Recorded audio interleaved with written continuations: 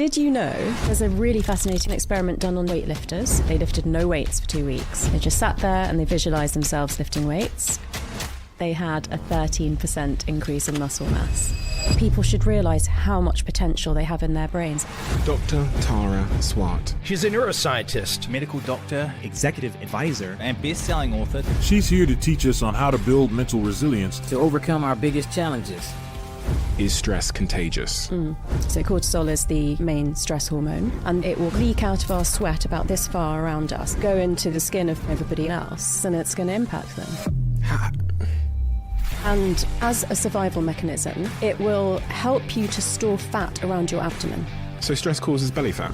Belly fat that's really hard to shift. There's another rabbit hole you could go down about social contagion. So there are statistics that show that you meet people who are at a similar psychological level to you. For example, if someone gets divorced, you're more likely to get divorced in the next year. Your own brain can play tricks on you. So what can I do about that? The brain is actively growing and changing till we're about 25. But from 25 to 65, if you do things that are intense enough to force your brain to change, you will actually improve the highest functions of the brain. Things like regulate your emotions better, solve complex problems, think flexibly, override any unconscious biases that you may have. It begs the question then, where do I start?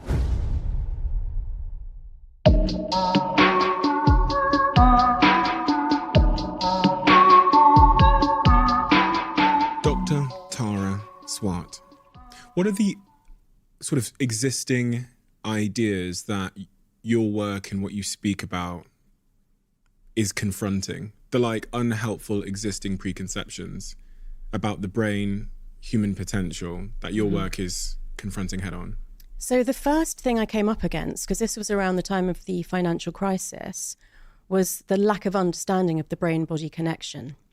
So these high-performing executives were kind of acting like their body was just the vehicle that was moving their brain around from meeting to meeting, and both disrespecting their physical health, but also not understanding that what they were actually really being paid for was to use their brain, and they weren't creating the best conditions for that brain to operate in.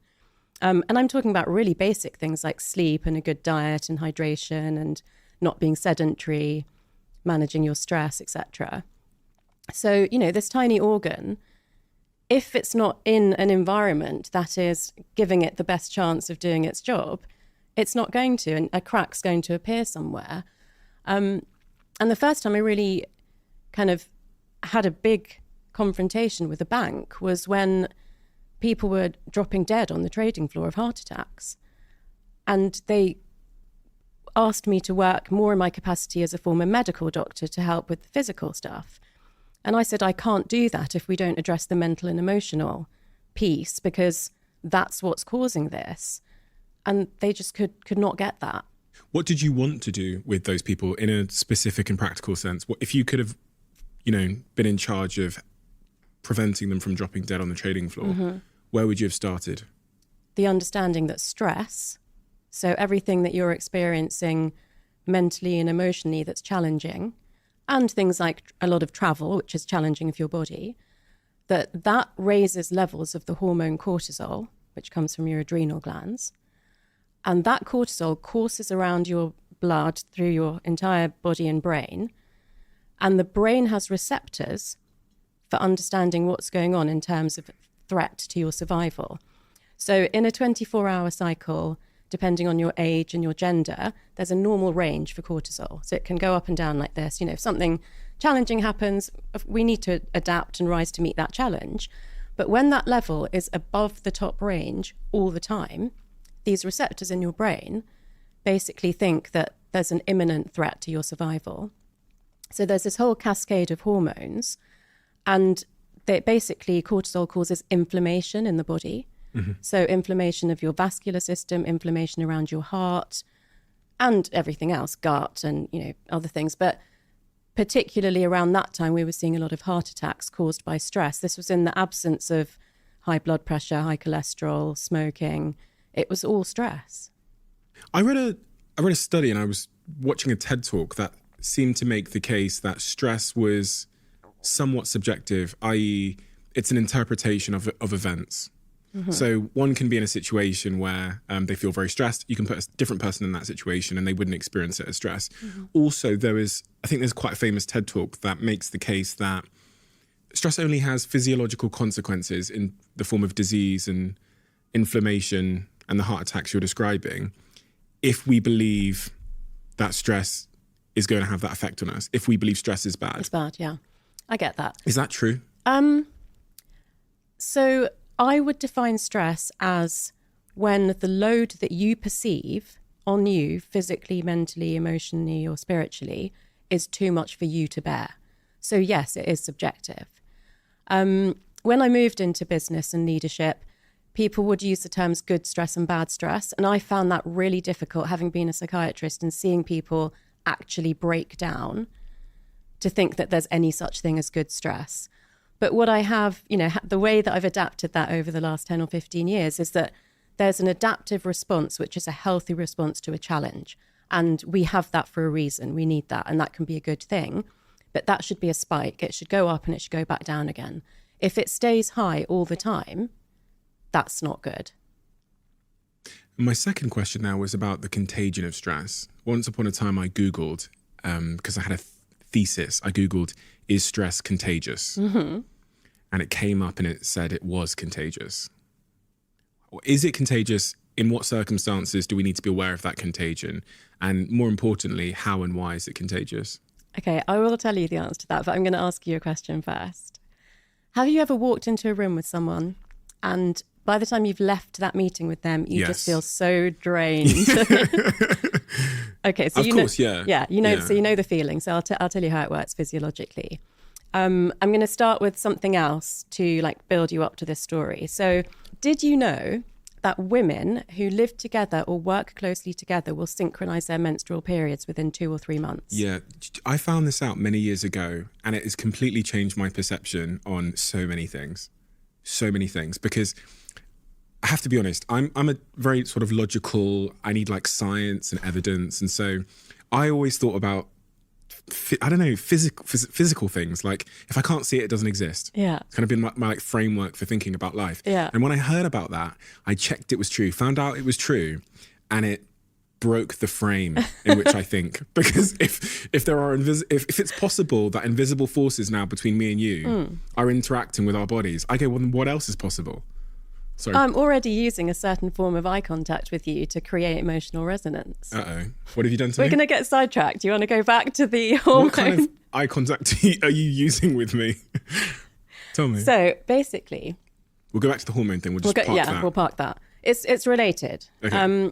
So when a baby is born, one of the ways that it learns what emotion the mum's experiencing, how it understands its own emotions, everything that grows over childhood and teenage into, pro-social behavior, starts off mostly with eye contact with the mum. So at first they can hardly see anything. They can just kind of see two blobs. And then they start to understand more about micro facial expression changes and stuff. But eye contact with the mum is hugely important. So most people are right-handed. So they'll be holding their baby in their left arm so they can still use their dominant hand to do stuff. And that means that when you gaze at your baby, your right eye is looking into their left eye. And then that interaction that from the optic nerve is going around the brain.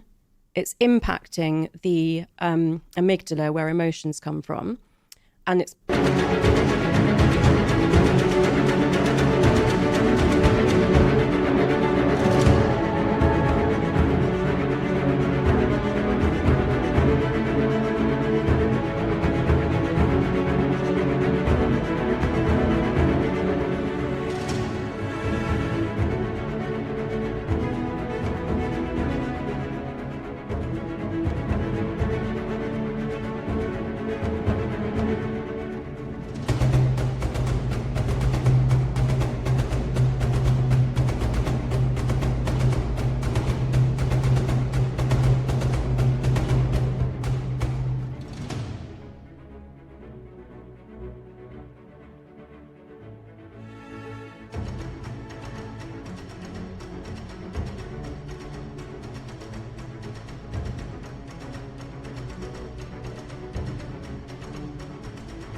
creating this emotional resonance loop that's part of how the mother and the baby bond.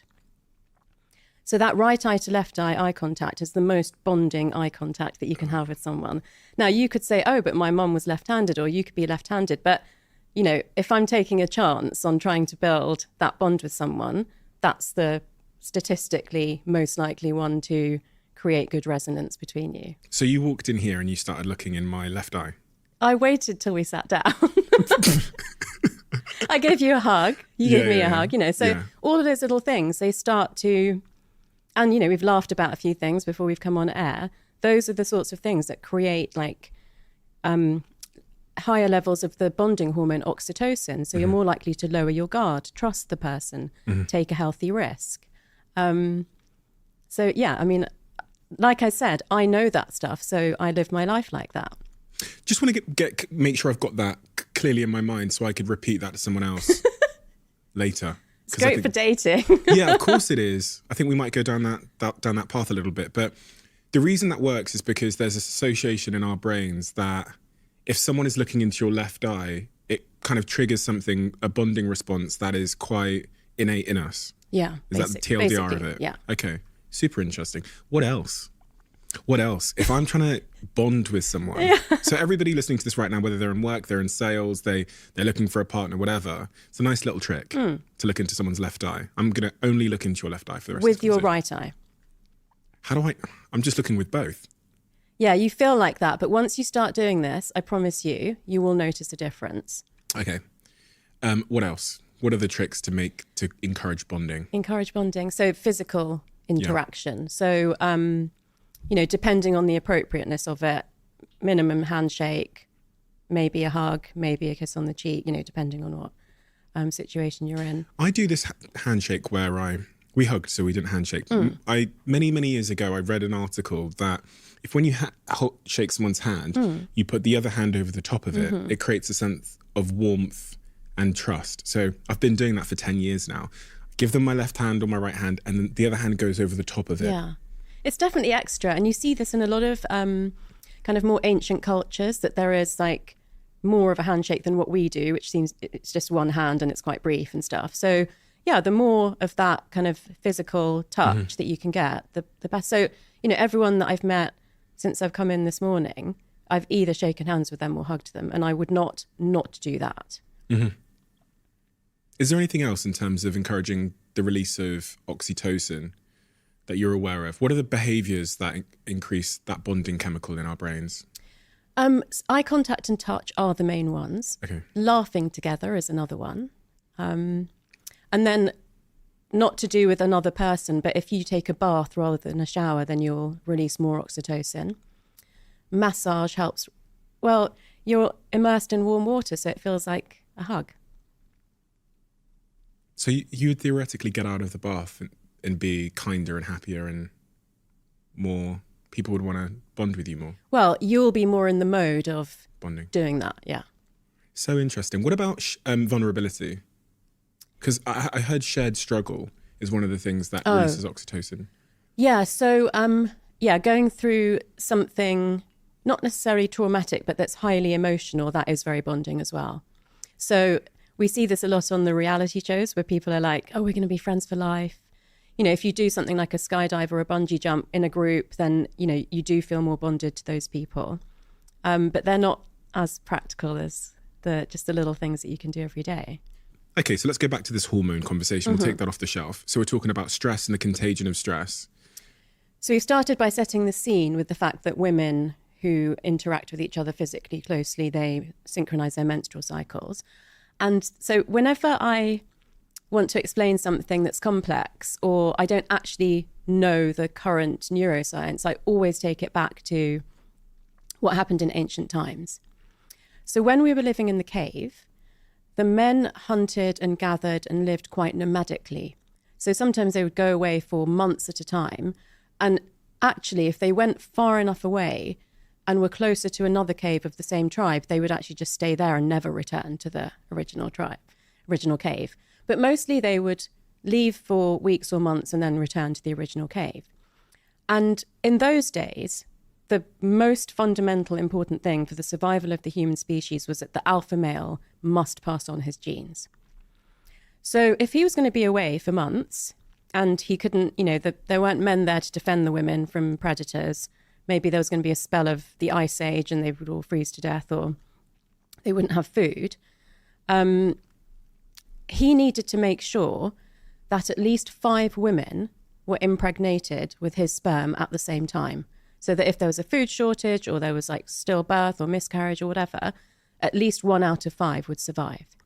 So to be able to do that, they had to be fertile at the same time. So that's why that mechanism exists. Now, we don't need that mechanism now, but it's still wired into the way that we operate. So those sex steroid hormones like estrogen and progesterone, they leak out of our sweat about this far around us. And that's why if you're living with another woman or if, you're sitting across the desk every day, then particles of hormone from my sweat would go through the skin of the other woman. If she's within what distance?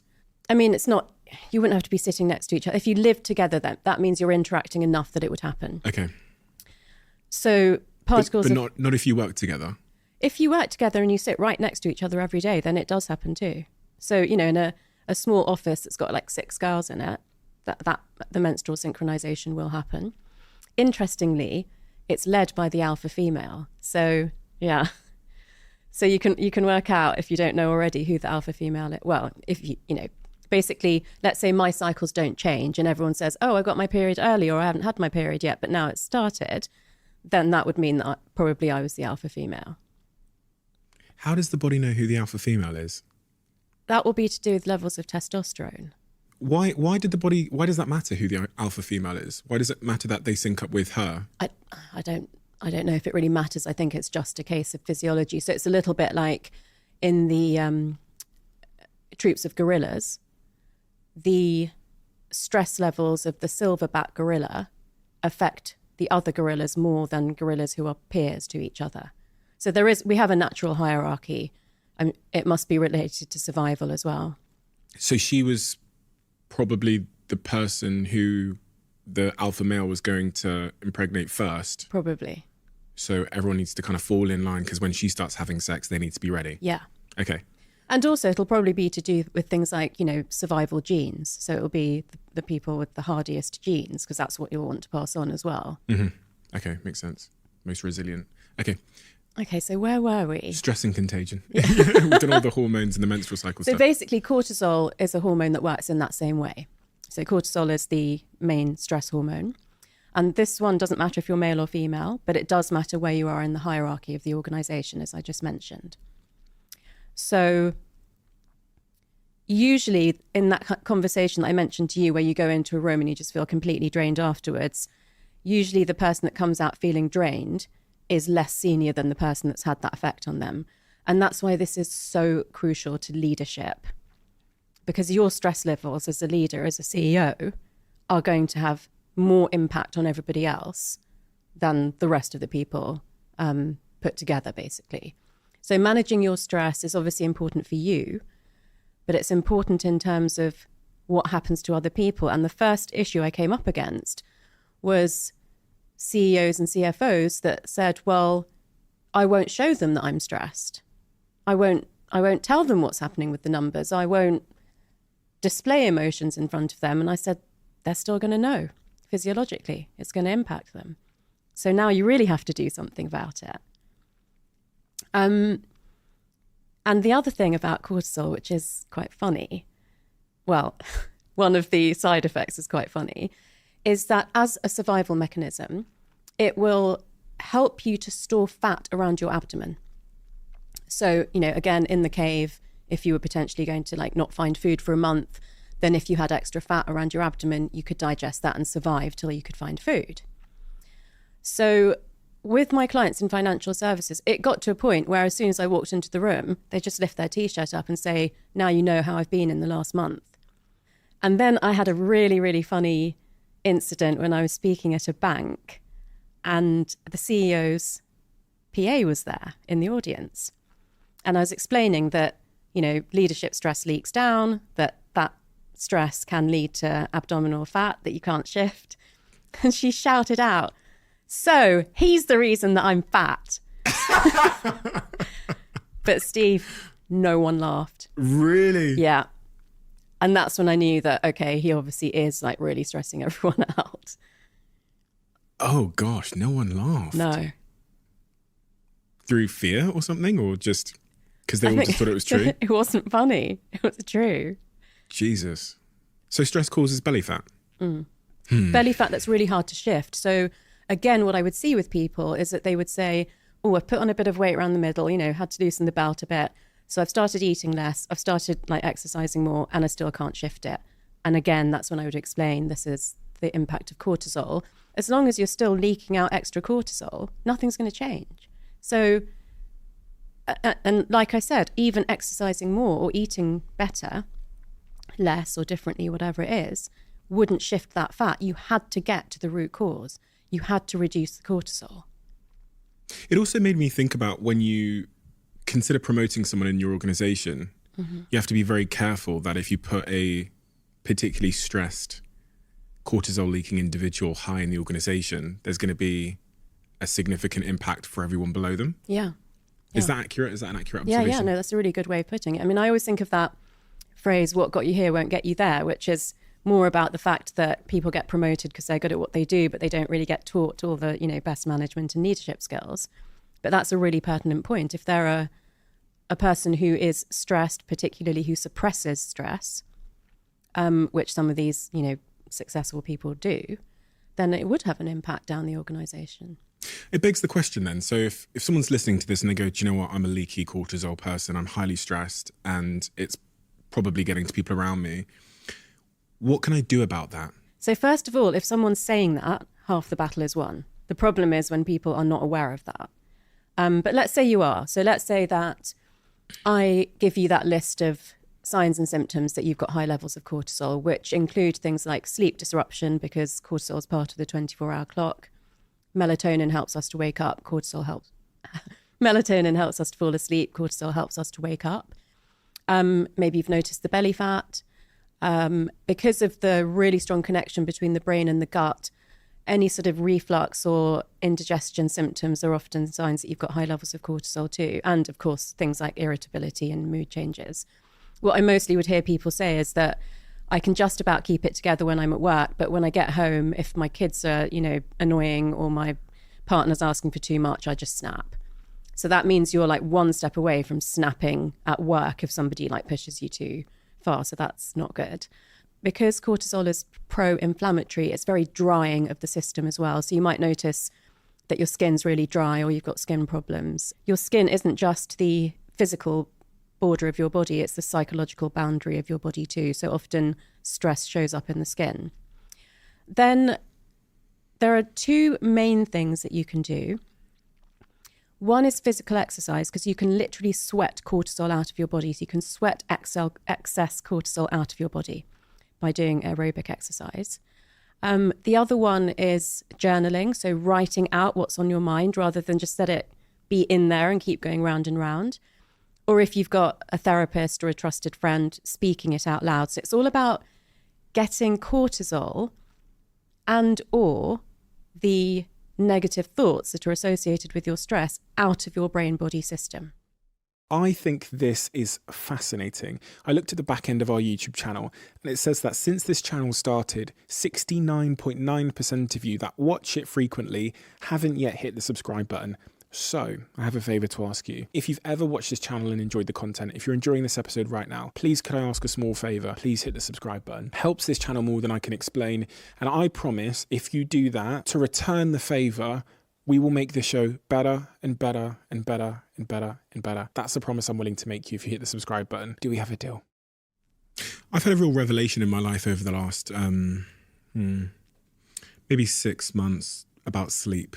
Mm-hmm. Again, it's why I said, I think before we started recording, that I don't have any meetings scheduled before 11 a.m. and I sleep with my eye mask on and I just wake up when I wake up. Yeah, me too. Oh, really? Yeah. I've never really met anybody that has that. It is a privilege, I have to acknowledge that not everyone can do because of work circumstances or whatever else. But the importance of sleep. You're a neuroscientist. Yeah. There's a lot of people who have dysfunctional sleep. We live in a world where I feel like it's increasingly difficult to have, great sleep. How important is that for the brain? And also, we were talking about stress there, but for containing our stress levels. It's so important. I can't stop going on about it. And I do understand that for some people it's not a choice, that they just don't sleep well, or their sleep gets interrupted because they've got young kids, or they do shift work. So I'm not particularly talking about the people where there's a reason that you can't sleep in this way. I'm mostly directing this out. If you have a choice, this is the way that you need to sleep and this is why. If you don't have a choice, there are some things that you can do to mitigate it as well. I mean, obviously I have done shift work as a junior doctor in the NHS, and I travel a lot, so I'm like jet lagged half the time. But I try to do everything I can to make that as good as possible. And the reason is, we've always known that when you sleep, you lay down your memories and new learning, you process your emotions, the cells in the body regenerate themselves. We've known that for a long time. That's never really been enough for these very driven CE level people to want to give up 8 hours a night to sleep. It's, if they feel they can get by on 4 or 5, then they'll rather do that because they've got so much to do. The ideal is 8 hours and 15 minutes in population norm studies. So that doesn't mean it's for everyone, but for most people, that's the ideal. Actually sleeping more than that can be depressogenic, so it can start to lower your mood. So you don't want to really be sleeping for 9+ hours, but you ideally need to be in bed for 9 hours to get that amount of sleep. And so there was some award-winning research around 2012 to 2014 when we were beginning to understand how important the cleaning of the brain is overnight. So this entirely new system that we didn't know existed, which is called the glymphatic system.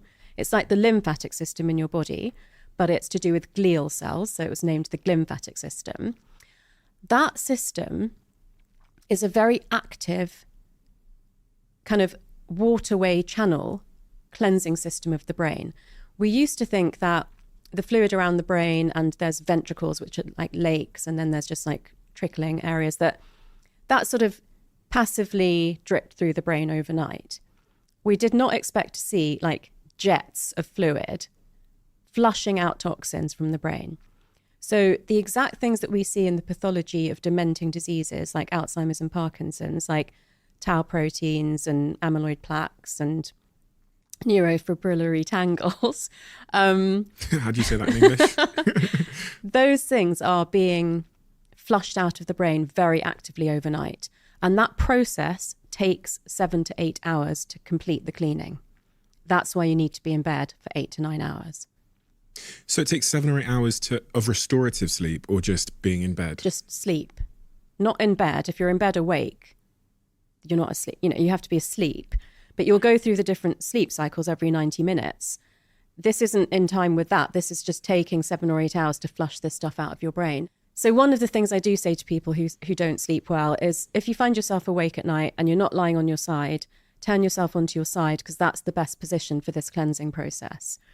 I actually have a special pillow that makes me sleep on my side, because I wasn't naturally a side sleeper. So it doesn't matter if it's the left or the right, but that is a better position in terms of the veins in your neck than sleeping on your back or your front. So that's one thing you can do.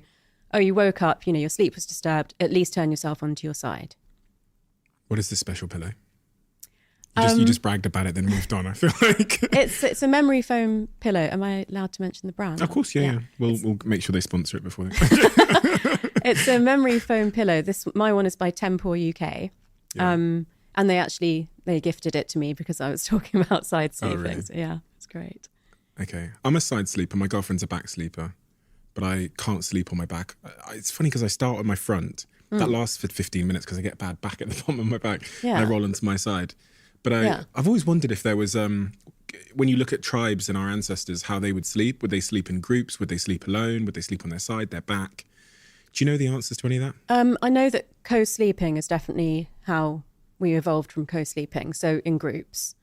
And what I find interesting is that you needed to huddle together like that for physical warmth in the cave, but it also, because of that proximity and interaction, you got more of the bonding hormone oxytocin. So you also experienced the warmth of being part of a tribe. And I think they slept on their side because they would have to be ready for an attack from a predator. So you'd need to keep your dominant arm ready to, grab something. And most likely they slept on their left because they would have been protecting their most vital organs, the heart. Just thinking then about this bonding chemical and how it comes out when we're in close proximity. A lot of couples, a lot of people, me sometimes as well, sleep in the spare room because I have work commitments, but that'll mean that I'm up early, or my partner has work commitments. That means she's up early. But even some of my friends who are in the early stages of parenthood have separated and have a sleep divorce situation. When you talked about the bonding and the oxytocin being released when we're in closer proximity, and obviously at nighttime is when we're literally touching each other, is it conceivable that by separating rooms and by doing a sleep divorce, we're actually eroding our bonding? I would never do it. You would never sleep in a different room from your partner? Never. Apart from maybe if there was a young baby and one person had to go to work and one person didn't. That I get, but that's temporary. And ideally, people would find ways to make up for that. I mean, I guess you're in a bit of a love bubble with the oxytocin from the baby at that time, so that is quite neuroprotective. But co-sleeping it's fundamental to our survival. It was physically when we were in the cave, but now I would say emotionally, spiritually, it's fundamental to our survival. I mean, what do you mean by co-sleeping, just to clarify? Sleeping together. So mostly in our society, that's as a couple, but a lot of other cultures, the whole family sleeps together. Why would you never do it? You seemed quite passionate about that. Because it's so good for you. The bonding, the physical warmth, the skin-to-skin contact, the love, the trust. I'll put up, if somebody's waking up early and I don't have to wake up at that time, I'll even put up with that. So you'll have less quality sleep. It won't be less quality sleep. I've worn HRV monitors and shown that even at the time, if my husband woke up at 5 and I wouldn't wake up at all before 8, and he gave me a kiss goodbye, I got a spike of resilience at that time. Resilience? Yeah. How do you measure that? So I was using that Finnish technology where you wear the HRV monitor with a gel pad on your chest. And so it's color coded for whether you're doing light exercise, heavy exercise, whether you're stressed, or whether you're recouping resilience. And mostly people recoup resilience overnight. But, you could clearly see with people with young children, you could see when they were woken up overnight because it would go into stress. Some people recoup resilience during the day. If, let's say you're like with your partner or your sibling and you're just sitting together and it's super relaxed. Or if you love your job, that you can see that happening during the day as well. But because I am so obsessed with my sleep, I wouldn't normally welcome any sleep disturbance, but the power of sleeping together and cuddling all night is so neuroprotective that I would encourage everybody to do it if they can. I also know some people who say, I sleep better if I sleep on my own. But we're not meant to survive on our own. We're meant to survive as part of a tribe. And I think now, since the pandemic, people are more lost and lonely and disconnected than ever. If you've got somebody that you can actually sleep with overnight, I strongly suggest that you do it. So I want to go in that direction because I'm super compelled by that, the change in the world and the lost, the lonely, the disconnected. But just to pause for a second on this word resilience you're using linked to heart rate variability, you're talking about like a physiological resilience, like the body being more resilient versus the kind of, when we talk about resilience, we say it in more of a psychological context of like, I can withstand greater stress or pressure. But you used a heart rate variability monitor that measures the distance between heartbeats and saw that when your husband gave you a kiss, your heart rate variability increased, which means that your body was more physiologically resilient. It actually measures both because it compares your heart rate variability to your heart rate. Okay. So it knows if you're exercising because your heart rate has gone up. But if your heart rate is at like base level, then the change in variability can either mean that you're stressed or you're recouping resilience. If your heart rate is high, then it's obviously physical, but it's a factor of both. So it's not just looking at physical resilience. It is looking when it's in this turquoise zone. That is actually more about recouping psychological resilience. But those two things, they feed into each other, but it can tell the difference because of your heart rate. So obviously I was asleep, so my heart rate was low. And you saw what on the monitor when he gave I you a literally kiss? saw a spike, because it does it by every 15 minutes as well. And I saw the highest spike of turquoise at that exact time. It's funny because my girlfriend about a month ago or 2 months ago, I left the house quite early in the morning, maybe about this similar time, 6 a.m. in the morning, when she was still in bed. And I came up to her and gave her like a big kiss. I basically kissed all around her. This is so soppy. I kissed all around her face and on her nose and just gave her a big, big hug and stuff. And I walked away, like got in the taxi and left or whatever. And she said to me the same day or the day after, she went, I don't know what happened there, but it unlocked something in me. And, then my girlfriend went on to say she'd had some challenges with her menstrual cycle and she came on her period. That's amazing. And I love that. she's always right. Like when she says things to me, and she knows this, but I give her a credit. I'm always skeptical because we think differently. She's quite spiritual. Yeah. I'm very like, I need some science. Mm-hmm. And she said that to me and I just thought, a kiss and a hug in the morning, couldn't have had any physiological impact on her. But now I'm starting to question whether once again I was wrong. That's amazing. I mean, some of these things can't necessarily immediately be explained by science, but if you use your intuition, then you have to ask yourself, and I feel like you are coming around to thinking that could be true. When I'm given a reason, I accept things. If there's even a slither of science that could justify it, then I come around to ideas, but I do need the science. Do you think that men and women are different in terms of their intuition and their ability to, you're smiling, their ability to kind of understand some of these forces that exist in the air? Because my girlfriend seems to be so attuned to feelings and intuition and I'm less so. Yeah, so let's put it like this. If you had 100 people in a room, 50 men and 50 women, and you asked them to line up in order of height, not all the men would be taller than all the women. In the middle, there'd be a bit of a mixture.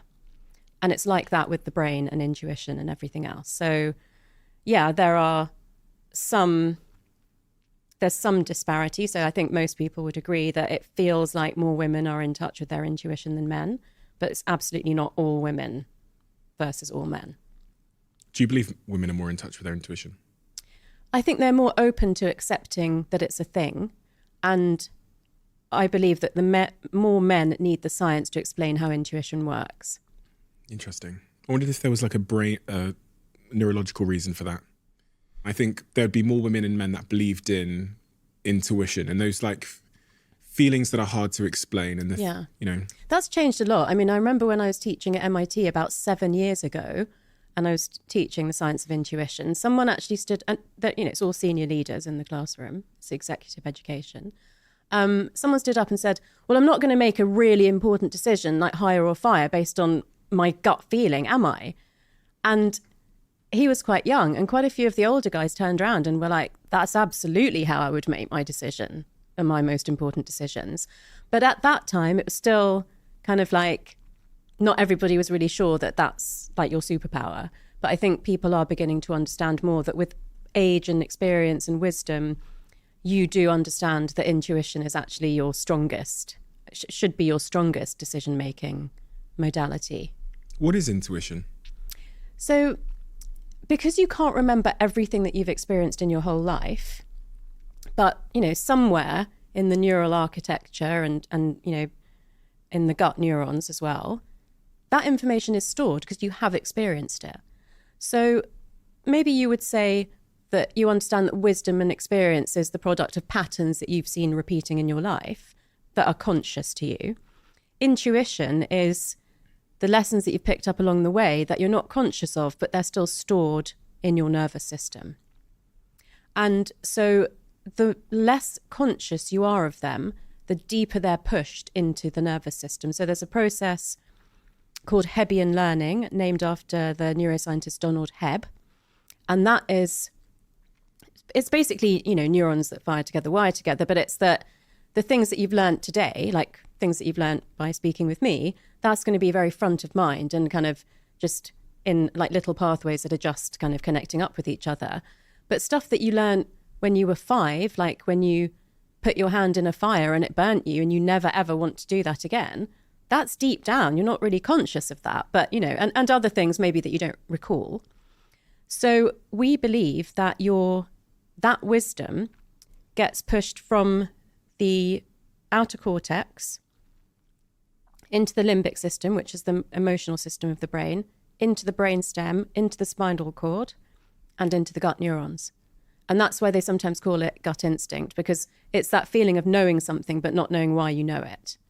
But it's actually to do with the fact that you have wisdom and experience that is, it's embodied in you, but you're not conscious of it necessarily. It's quite surprising to hear that those memories, that wisdom can be in the gut. People think of, I think I'm certainly someone who always thought that my cognition, my memories and all of the intelligence exists just in my brain. Your memories and your cognition and your IQ are in your brain, but your intuition is in your brain and your gut. This sounds super stupid, but I don't care. I should just be honest about my stupidity. Where in my gut? I'm like, I thought that was like my stomach.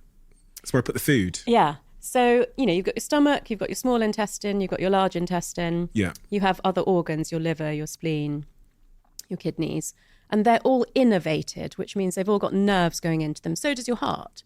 So, we could have a similar conversation like this about your heart as well, because your heart only knows how to beat because of the nerves that penetrate it. So, this round brain in here and the spinal cord that goes down the center of your back, that gives rise to all of the neurons that go out to your arms, your legs, all of your organs, your skin, which is your largest organ.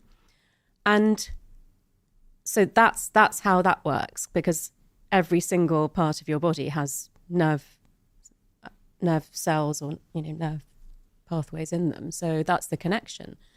That brings us back to what I was saying about the brain-body connection. They're intimately connected, and it's a bi-directional thing. They can't exist without each other. And the more you understand that there's that constant feedback going back and forth, the more you can tap into that kind of thing. The more you can know days before you're going to get sick. I bet your girlfriend knows days before she's going to get a cold or flu. Yes, she does. Yeah. All the time. And my clients never know. And as soon as they go on holiday, they're sick the whole week. Why when they go on holiday? Because they suppress it to be able to do their job. And you can suppress illness, or you can just not acknowledge it. It's not necessarily that they had a cold virus that they suppressed, but it's that their body is, the immune system is being run down by the cortisol. And so as soon as it gets a break, that's when it kind of succumbs. And there was a time after the financial crisis when I had people saying, I've had this cold for like 4 weeks now, or 6 weeks, but everybody's got it. And I was like, I'm sorry, but do you actually think that's normal? Do you think it's normal to have a cold for more than a week? And, then it takes a challenge like that, because also the other thing that happens in, with groupthink, whether it's at work or in your social circle, is that we don't challenge each other enough on those sort of things. So if a friend said, I've had this cold for 6 weeks, I might say, oh, poor you. But if I wouldn't, but someone might. But, it's also about saying, is there something else wrong? Because that's not usual. And for me, that would absolutely lead back to cortisol. A second ago, we were going to go down the pathway of the looming crisis that you speak about. What is the looming crisis that you're concerned about? Stephen, I saw this looming at the beginning of the pandemic. It's not looming anymore. We are in crisis. So, all of the health anxiety and the uncertainty and the fear and the loss that we experienced during the pandemic was bad enough. It caused a level of stress that no one who's alive today has experienced before. But we've come out of it, we're relatively, I don't know if I could say back to normal or in the new normal. And we have not paid any attention to the consequences of what happened to us. And when I say us, I mean everyone from the babies that were born at that time that never saw anyone but their immediate family. The teenagers that, interestingly, boys did better than girls because they play video games on the internet, so they stayed connected. The older people that were isolated, the people that lost loved ones, etc. There's so many things. I could say more things than that. We haven't really acknowledged that that's what happened and what we went through. Most people are not really understanding what's changed for them or what's going on for them at the moment as a result of that. And we certainly haven't made any plan for the future. I'm really into indigenous wisdom at the moment. And one of the things I've learned about the first Americans is that when they make a big decision for their community, they imagine the impact of that decision 7 generations into the future. We don't even think about 1 generation into the future. We just think about what's going on right now. We don't even really think about our own future some of the time. I remember thinking literally in March of 2020, this is going to be a mental health crisis. Whatever happens physically. And as time went on, more so, I thought mental health crisis. And then I started to think, okay, what else could it be? And I had time, of course, to indulge in some of the other areas of interest that I couldn't when I was traveling and working full on. So I, started reading more about spirituality and ancient cultures and stuff. And I thought this could be a spiritual revolution. When you say spiritual revolution, it's a very big, broad term. What do you mean? If I look back and you've led a very nice story of my journey since I changed career, is that it started off with that physical piece. For me, where I was working, there was stress, but people were having heart attacks. Then I spent many years working on mental resilience with people. And emotional regulation was part of that. And that became important again in the pandemic because we were in close quarters with people and, and it was just very different and it was hard and there was homeschooling and working and everything. What I've seen some of the good things that I've seen as a result of the pandemic is that we've definitely appreciated again the importance of our time in nature. So I think most of us felt that being able to get out and be somewhere green was really important. And because there was no planes and no traffic, we could see the stars in the sky again. We saw amazing sunsets. People began to appreciate birdsong. And now the studies are showing that time spent in nature actually has a really positive impact on your physical health, your mental health, and your longevity. So, that's one good thing that's come out of it. But are we all still, making time for that, or are we just going back to kind of our old ways? The other things of interest that have come out is that having a purpose that transcends yourself is really important to your mental health particularly, but it will have knock-on effects. So, you could say, well, I do my podcast and I love doing my podcast and I get to meet interesting people and I share that knowledge with others. A lot of that is still to do with self-satisfaction. So having something that doesn't necessarily do anything for you, but gives you purpose in life is really important. And what could that be? That could be volunteering. It could be, for me, I give out a lot of free information on Instagram and not to try to get work or anything like that. It could be, when I say volunteering, that sounds quite big, but it could be asking your elderly neighbour if you can do their groceries for them when you go to the supermarket. It could be calling up a friend and checking that they're okay. Just something that makes you feel like life is worth living, but doesn't necessarily earn you money or directly improve your life. I've spoken to a lot of therapists who talk about the fact that two of the things we never want to feel is we're A, different, and B, we're not enough. And I was thinking about that through the lens of our tribes. In the context of a tribe, if I was different, there was a risk of me being kicked off the tribe. And if I didn't feel like I was enough, I again would have a risk of being kicked out of the tribe because I'm not valuable to the tribe. And in the context of what you were saying about serving others, is that again sort of like a prehistoric desire to feel like we're adding value and we are of use to the tribe by serving the greater good of our tribe? Is that where that instinct comes from in us? I love what you've done, which is exactly what I said, which is when I'm not sure of the answer, I'll go back to evolution. I always do that. Yeah, I love that. I think I hadn't thought of it like that, exactly like that before, but I think it's true. A tribe, sadly, could not afford to carry dead weight. So if you weren't enough, if you were injured, if you were immobile, if you were elderly, if you weren't contributing, then you might get left behind. And then there's this really interesting new area of research called neuroaesthetics or neuroarts, which is about having some kind of creative activity in your regular schedule.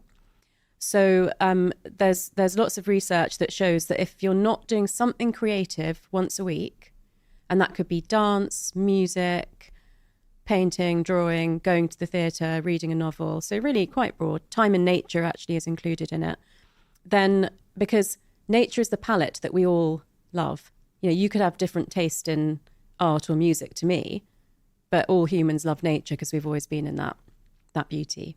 So the impact of that on your mental health and your physical health and your longevity is huge as well.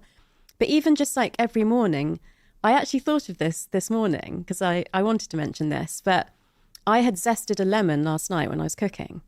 And so this morning when I went to get the milk out of the fridge, I smelt it because it was in the fridge, and I just thought, that is so beautiful. And so they say things like, if you've put like a bunch of flowers on your bedside table and it smells nice, and that's the first thing you smell in the morning, and then you like look at the beautiful flowers. If you've got objects of beauty in your house, if you listen to birdsong in the morning, that's all neuroaesthetics. It's living a life that is aesthetically pleasing to your brain, and that's good for your health. Why? Should we go back to evolution? Shall I make a guess? Please, that's my favourite thing to do. I think it's to do with safety. So if you were able to spare your mental resources to appreciate beauty, that must mean that you're safe. That must mean that you're not just trying to survive. So it's actually, we do appreciate beauty. So seeing, smelling, hearing, tasting nice things, it's going to make us feel better. But also, we're only going to be doing that if we have the luxury of being able to do that. And it can be such small things. But also what it signals to your brain is, I'm safe because I have time to read a novel, or I have time to crank the music up and dance around my living room. Through the frame of this idea that pathways that fire together, wire together, I was also thinking about every time I've seen a tree, I've been safe. So is there an association that trees are safety? You know what I mean? Every time I've been out in nature, I've been physiologically, psychologically safe. So is it now the case that because there's that neurological association, the pathways have wired and fired together? If I, you talk about the brain-body response, if I put myself in that situation again, it will signal to my body that I'm safe. Yeah, it will. That's neuroplasticity. It's repeating that and giving yourself the message that every time I'm around trees, I'm safe. I feel safe. It won't be the same for everyone. I would imagine that, again, when we lived in the cave, that we naturally did things like looked at the stars in the sky at night, danced around the fire, did cave paintings. So that's very wired into our psyche as well. They would adorn themselves a lot more than we do. So that appreciation of aesthetics has always been there, not just from nature, from some of our rituals and ceremonies as well. And really the conclusion that I've come to with this whole spiritual crisis and then the potential revolution is that all the things that we need to go through that revolution have always been in the world as long as we've existed. And that, to me, is beautiful, because it's not like we have to do some crazy new different things that we've never thought of before. The way that I put it is, we know about generational trauma and intergenerational trauma and epigenetics and how all these bad things can come down the line. But there's also a lot of beauty and wisdom that's there that we can have access to.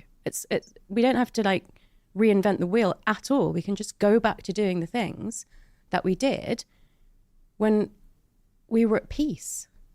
It's interesting, but that's not easy to do in the world we live in, because we've built a society and a world where we live in these like four white walls in cities alone. Yeah. We're more lonely than ever before. We order our food using glass screens. We use pornography as a replacement for intimacy and connection. We use social networks instead of socializing. Internet connection has reduced real connection. How you'd have to like completely redesign society, it seems. You can start with yourself. So I completely agree with what all those things that you've just said is how most people live, but I don't live like that. How do you live, Doctor? I actively try to spend as much time in nature as I can, and I have like a lot of like plants and flowers in and around my house. I am very, very careful about who's in my tribe.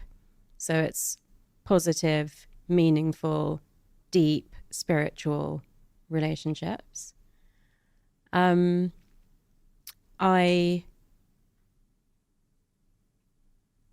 don't use pornography or dating apps. I'm just going through your list. Yeah, and I try. What do you think of pornography on the brain? I mean, the two most basic drives in the brain are sex and food. So the potential impact is huge. I agree with you that increasingly it has created a big disconnect between men and women in real life, which is really sad. What is that disconnect? I think that the ideal of what a woman has to be or can be is very distorted by pornography. I think if I put together, what I hear from my friends about dating apps with that the way that people feel they can treat others has really, really changed. And I think this has accelerated since the pandemic as well. So there's real lack of empathy for the consequences of your actions and comments on other people. And I think pornography contributes to that because it changes the way that men view women. I think the impact on women in terms of what you have to look like how much plastic surgery you have to have, what you've got to be prepared to do in an intimate relationship, or actually the biggest issue I would have is what you're expected to do when you're not even in an intimate relationship, just when it becomes more of a transaction, when the rules have changed about, again, what I hear now very commonly is, oh, well, we've been on 3 or 4 or 5 dates or whatever it is. That must mean, move to the next level kind of thing. So I think that going back to having really respectful relationships, having a lot of empathy for other people, looking out for the people in your life that might be lonelier than you. When I say, I absolutely do not have my phone in my bedroom, but when I say limit screen time, that is a difficult one because we all use our screens for work and to communicate with our friends. But there are studies that show the amount of time you spend even communicating with friends online versus face-to-face has all sorts of impacts in terms of how socially comfortable you are, how empathic you are. It can even have on teenagers a really big impact on body dysmorphism. So it's fine to actually spend quite a lot of time online as long as you are also spending a lot of time with people face-to-face. One of the things you said there was about limiting who's in your tribe. Why is that important? Why is it important to not hang around with certain people and spend more time with other people from a neurological perspective in terms of our health and our outlooks and our outcomes and neuroplasticity? So if we just link this back a little bit to the question that you Googled, which is stress contagious? Then there's another rabbit hole you could go down, which would be about social contagion. So there are statistics that show that in your social group, if someone gets divorced, you're more likely to get divorced in the next year. If someone in your social group is obese, you're more likely to become obese. Now, I'm not absolutely not saying don't be friends with someone because they got divorced or they put on weight, but I'm talking more about the attitudinal stuff. So how you treat other people, how kind you are, how generous you are, how open you are to conversations about intuition or spirituality. Basically, you meet people who are at a similar psychological level to you. And so we're always working on ourselves, hopefully. And you want to be with people, if you are, then you want to be with people who are growing too, who are open to challenge, who are learning, who are interested in exploring spirituality, who care about their mental health and other people's mental health. So it's really about, having this circle of trust and knowing that you've got support, but equally that if you do something that's really not okay, that somebody's going to tell you. You mentioned the word earlier, neuroplasticity. What is it? Why did it matter? And I think from looking at your work previously, you had a bit of an epiphany on this subject matter in your career, where you realised that, you probably like most people don't even think it's a thing. They don't think they think that once you grow up, you're set in your ways. But it sounds like there was an epiphany.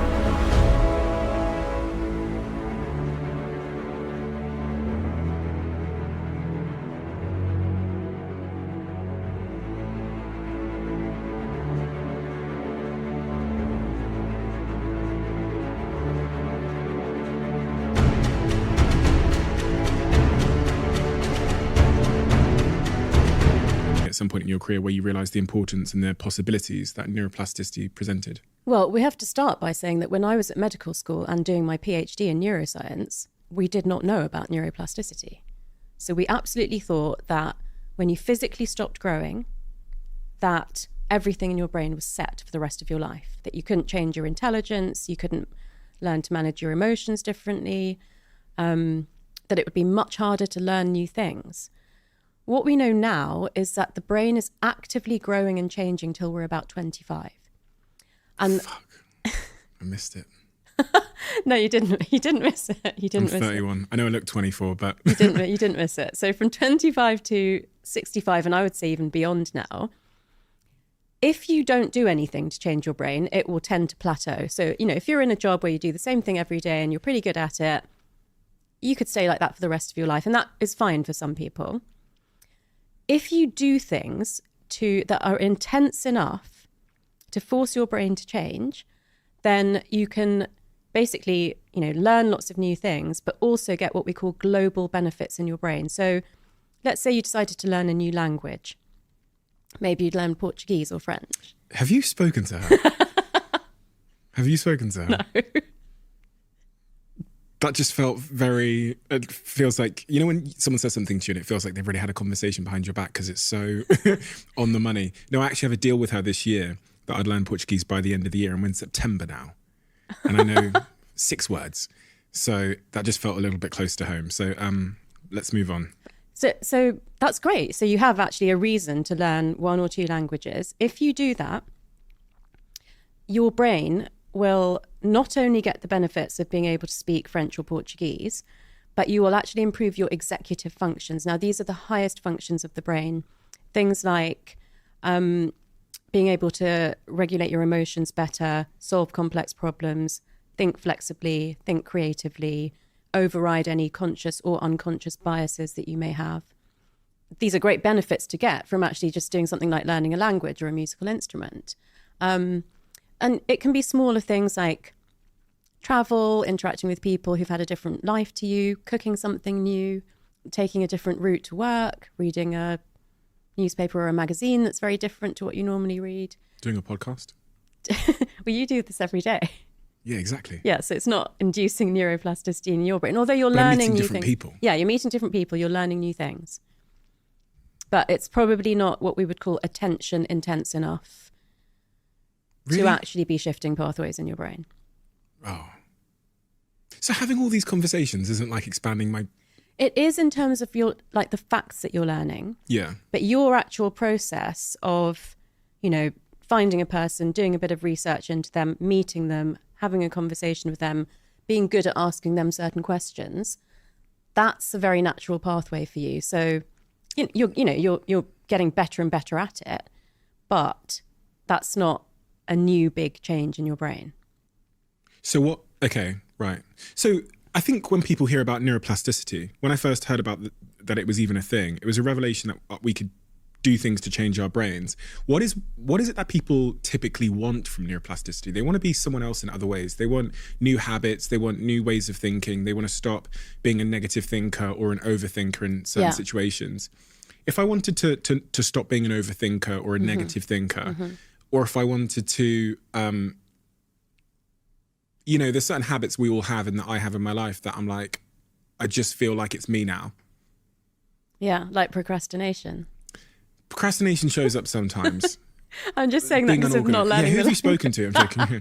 No, I don't procrastinate too much because I don't really have a choice these days. I procrastinate on some things. I think we all do, things that I find. Yeah, we all do.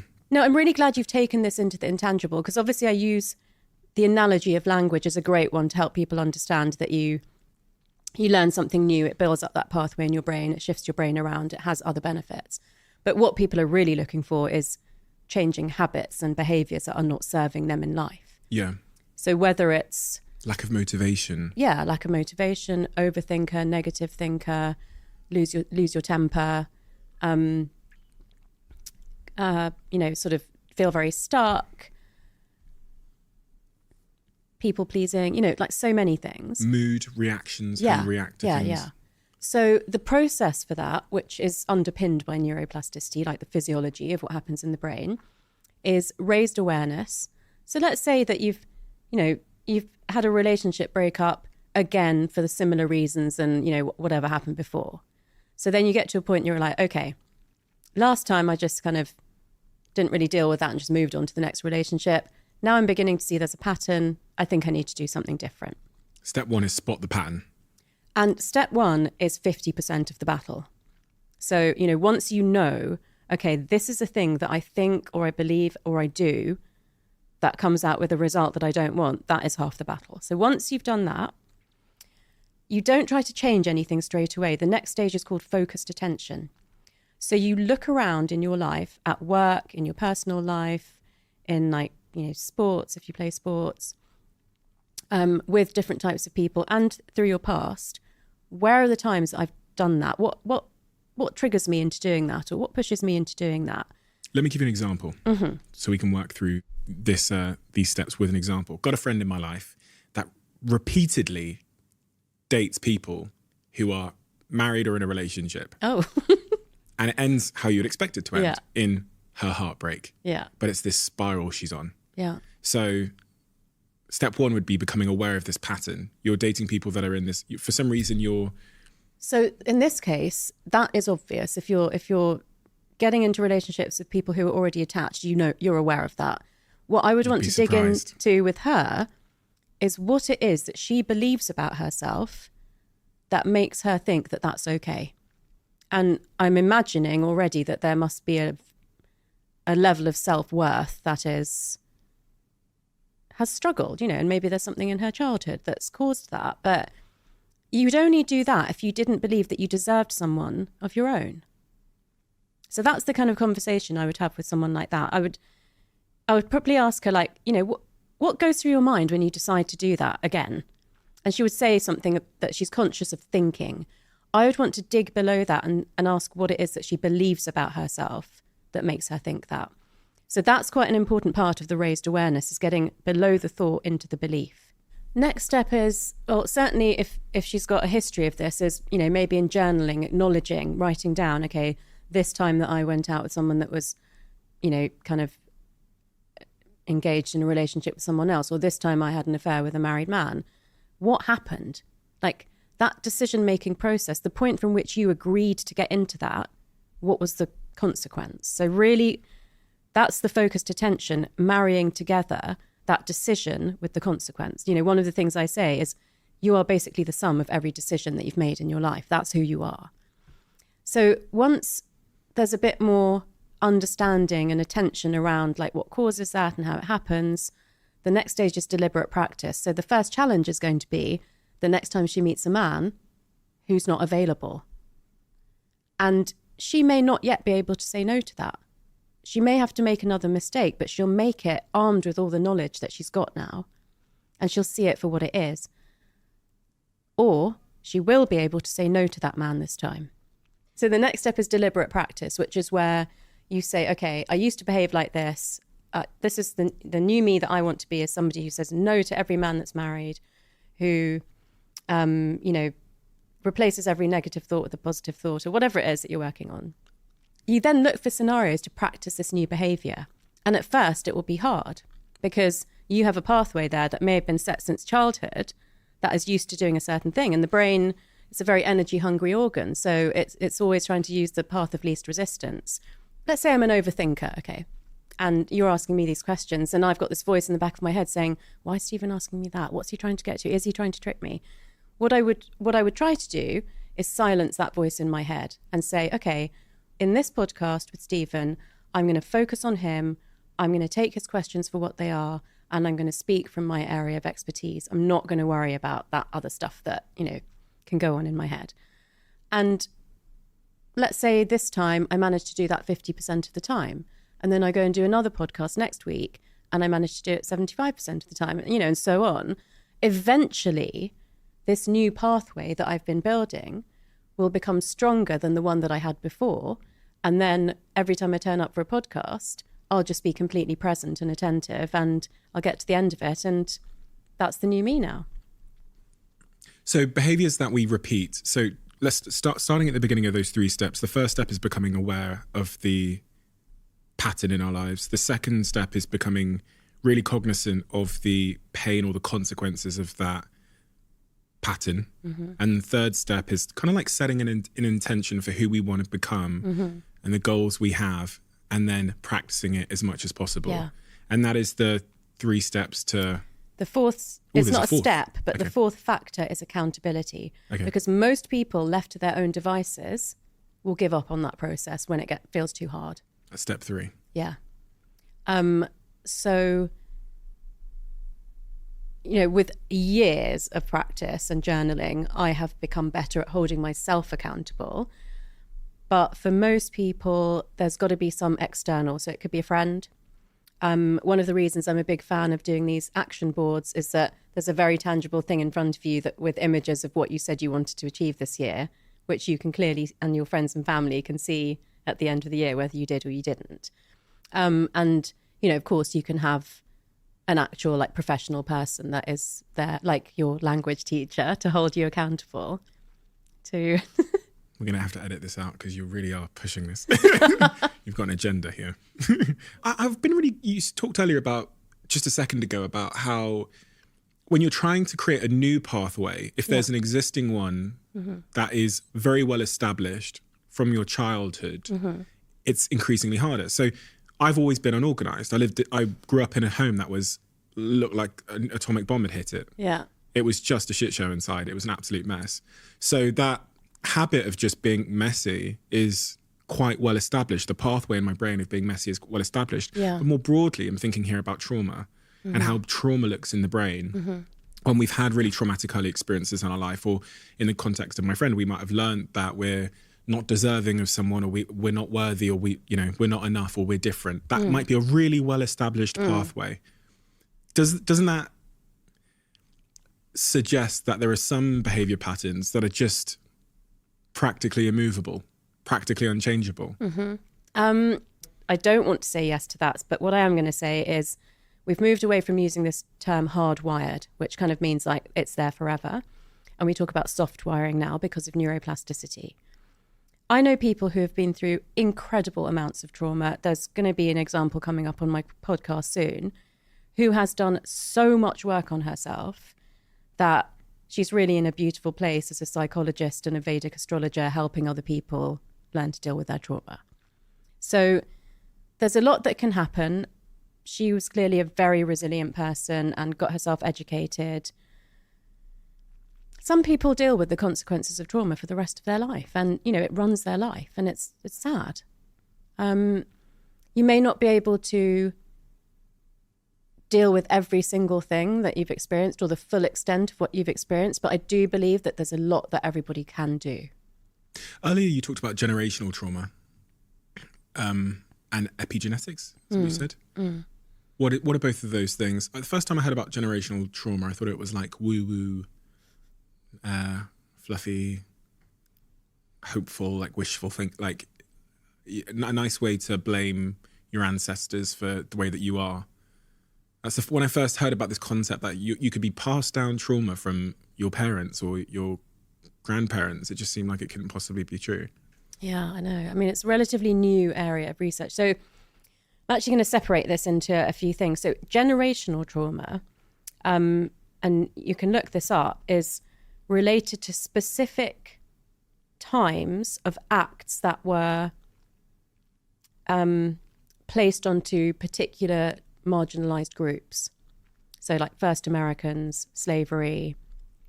There's in Asia, there are some particular groups that were treated in a certain way.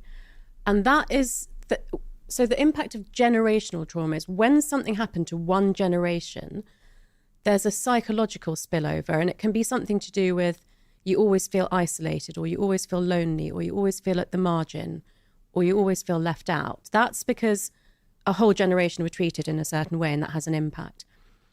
Intergenerational epigenetic trauma is about how some external event actually changes the expression of your genes. So we have a genotype and a phenotype. The genotype is your DNA. It doesn't change, but the phenotype is which bits get switched on and switched off. The most famous examples of this are the Holocaust and the Dutch famine, but there are other examples. And we are sufficient generations away from that now to have seen like 3+ generations changes in the stress responses. And it's not always bad. So sometimes people are more resilient because their grandparents or great-grandparents went through something terrible. Sometimes people are more anxious.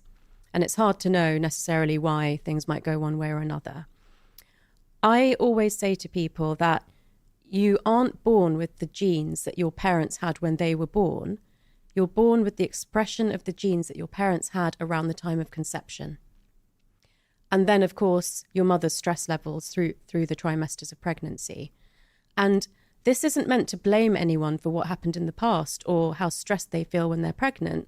It's meant to raise awareness of the fact that if you have something in your family's history, or you did have a particularly stressful pregnancy, you can use neuroplasticity to improve the chances of your baby expressing genes that will be more helpful for them in life than if you didn't know about all of this stuff.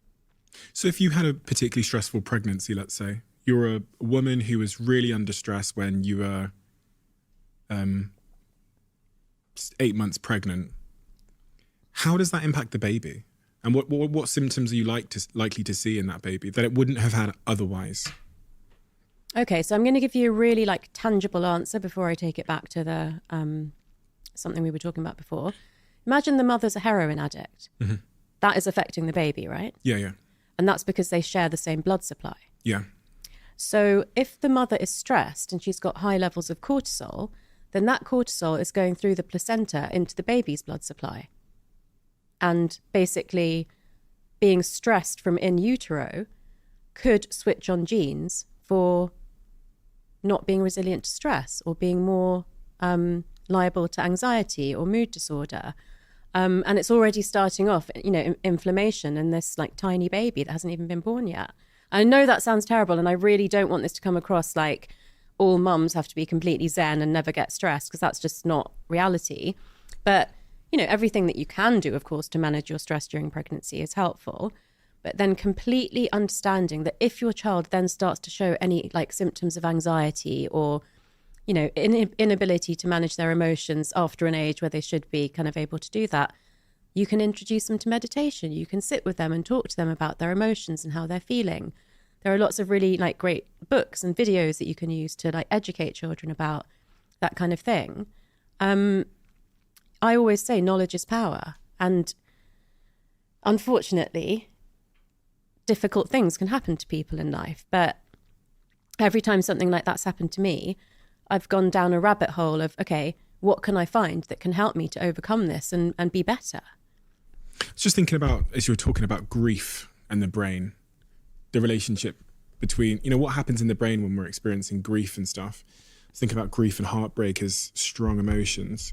So many of us, including one of my best friends, is recently grieving a relationship he's lost. And I've got another friend that's lost someone in their life who's passed away.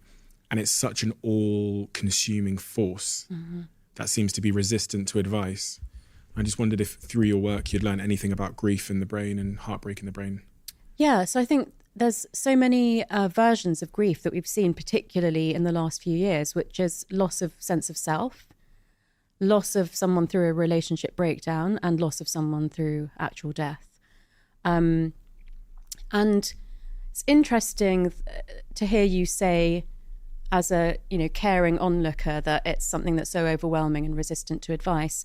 I strongly believe that to ever heal from grief, you have to go to the bottom of the hole, and however you do that is not something that anyone else can comment on. I think if you are doing things like throwing yourself back into work or like partying too much to avoid it, that's not right. But if somebody has to go somewhere emotionally to deal with grief, they've got to be supported and allowed to do that. And then maybe at times gently nudged in terms of like, how are you doing? Is it kind of, are you feeling any sort of like healing or resolution or understanding or acceptance?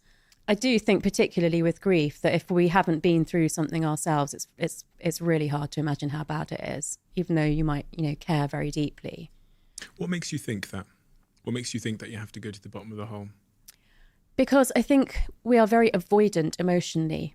I think that's part of the greater issue that I was talking about, which is being lost and disconnected. And I remember when my first marriage broke up and I was changing career, thinking if I hadn't been a psychiatrist and know the things that I know, I can see how you could end up on a psychiatric ward going through, the breakdown of a marriage. So all I'm trying to say, I'm not trying to say you have to feel terrible. What I'm trying to say is you have to process all the emotions, and you kind of have to surrender to it a bit, because if you try to gloss over that, it will come back and bite you later. And I've seen many stories of that happening where people, did really great things like write a book about it or, shower all of their care and love and attention onto other people, and then eventually found that they hadn't actually dealt with their own emotions. So when I say go to the bottom of it, I don't necessarily mean feel really terrible. I mean, process all of the emotions fully, because then you can actually heal and at some stage move forward. It doesn't mean you forget, the person or what happened. But if you try to gloss over it, I think it's dangerous, because it's such a deep emotion. It's such a facing of your own mortality. Quick one, I discovered a product which has changed my life called 8 Sleep. And I'm so proud to say today that I had a chat with the founder of the brand, and they are now a podcast sponsor. And one of the things I've come to learn on this podcast from speaking with sleep experts like Matthew Walker is how important temperature is when it comes to sleep. The temperature of your room, the temperature of your bed. And also one of the big insights I had from speaking to some experts was that the temperature of the room should fluctuate throughout the night as you move through different stages of sleep. So when you first get into bed, it should be quite cool in bed. It should then get a little bit cooler, and then the temperature should increase near the end. And that is a reflection of what would have happened in nature once upon a time. You've probably come to learn that I have sponsors on this podcast that I use and products that I love. My sponsors should be a reflection of the conversations I'm having, but also a reflection of what I'm using in my life. So to celebrate them being a new podcast sponsor, I always want to get a discount for you guys, and I've got one. Go to 8sleep.com, which is EIGHT sleep.com. youtube.com/Stephen. And if you do that, you'll save $150 on the pod cover that I have on my bed, the one I'm talking about. Grab your pod cover, send me a DM, and let me know how you get on. As you may know, this podcast is sponsored by Huel. If you're living under a rock, you might have missed that. I've come to learn over time, not all of the products they have are for me, but the ones that are for me have really, really changed my life in a profound way. All of the products are designed for different use cases and different people. For me, as you'll probably know, the ready-to-drink bottles are a staple of my life at the moment, and they have been for many, many years. But for a lot of other people, they have the hot and savoury, which is a 5-minute hot meal that's nutritionally complete and contains all the good stuff that all Huel products contain, which is the 23 vitamins and minerals and the wonderful balance of sort of nutritional completeness. And then you have the bars as well. If you've heard about Huel on this podcast, you've heard me talking about it a lot. You're aware that I'm an investor in the company. You're aware that I'm on the board of the company. And you're not sure where to start, I would highly recommend starting with the bestseller bundle. Basically, we'll send you a package in the post containing all of the favorite products that people love. And then you try them all and stick with the ones that really, really fit you. The link is in the description below to try the bestseller bundle. In your book, you talk about the mechanisms of neuroplasticity. What are the mechanisms of neuroplasticity and the 3 factors that have the biggest impact on changes in the brain? So the first one is myelination, and anyone who does a lot of sport who repeats a certain, weight training will understand that that's what's happening in their muscles. You know, when I said, you come here pretty much every day and you sit with someone and you interview them and you're really great at asking questions. That's like something you're super good at, that because you repeat it, it becomes like a superpower. And that means that what's happening there is myelination. So myelin is a fatty substance that coats some neural pathways, and those pathways become fast pathways. Now, there's a reason from evolution why we have some fast pathways and some slow pathways. And the reason is that if you put your hand in the fire, your reflex to snatch your hand out is a fast pathway, but your pain reflex is a slow pathway. Because if you were incapacitated by pain the minute you put your hand in the fire, you wouldn't be able to get away from it. One of the mechanisms of neuroplasticity is becoming even better at something that you're really good at, and that happens through myelination. The most common one, which is something that you're quite good at, but if you had loads of time, you could become really good at it, but you maybe don't have loads of time, happens through synaptic connection. So that's the one that can feel like quite hard work, but if you put in the effort, then you can change your brain. So that means that neurons that already exist in the brain connect up with each other and start to form new pathways. And the third mechanism, which doesn't happen a lot in the adult brain, but it does happen around the hippocampus because we do lay down new memories in life, happens a lot in children's brains, is called neurogenesis. And that is little embryonic nerve cells that float around in the brain actually becoming fully formed nerve cells, neurons, and connecting up through synaptic connection and maybe getting myelinated. And there's a growth factor that's involved in that, the embryonic cell becoming an adult cell, which is called BDNF, or brain-derived neurotrophic factor. And trophic means growth, so neurotrophic is growth of neurons. And the things that contribute mostly to that are aerobic exercise and eating dark-skinned foods. Yeah. Dark-skinned foods? Yeah. So let me just cover the exercise one first, because this is one of my fun facts, which is that if you are regularly doing aerobic exercise, the turnover of those cells in your brain is about 13-14%. So like the amount and the speed in which they like die off? No, the speed in which they go from embryonic to full-grown cell. Oh, okay. Yeah. Okay. So, because we want neurogenesis to happen. Okay. If you haven't been doing exercise for a while and then you start, the rate of cell turnover is like 30%. So it increases after a period of inactivity with new aerobic exercise. So that's my excuse for like being a couch potato half the time and then starting up again. Oh yeah. Who are you kidding? Okay, so it will accelerate the speed in which you're making those connections. Yeah, making the embryonic cells grow into new cells and then connect up with existing ones.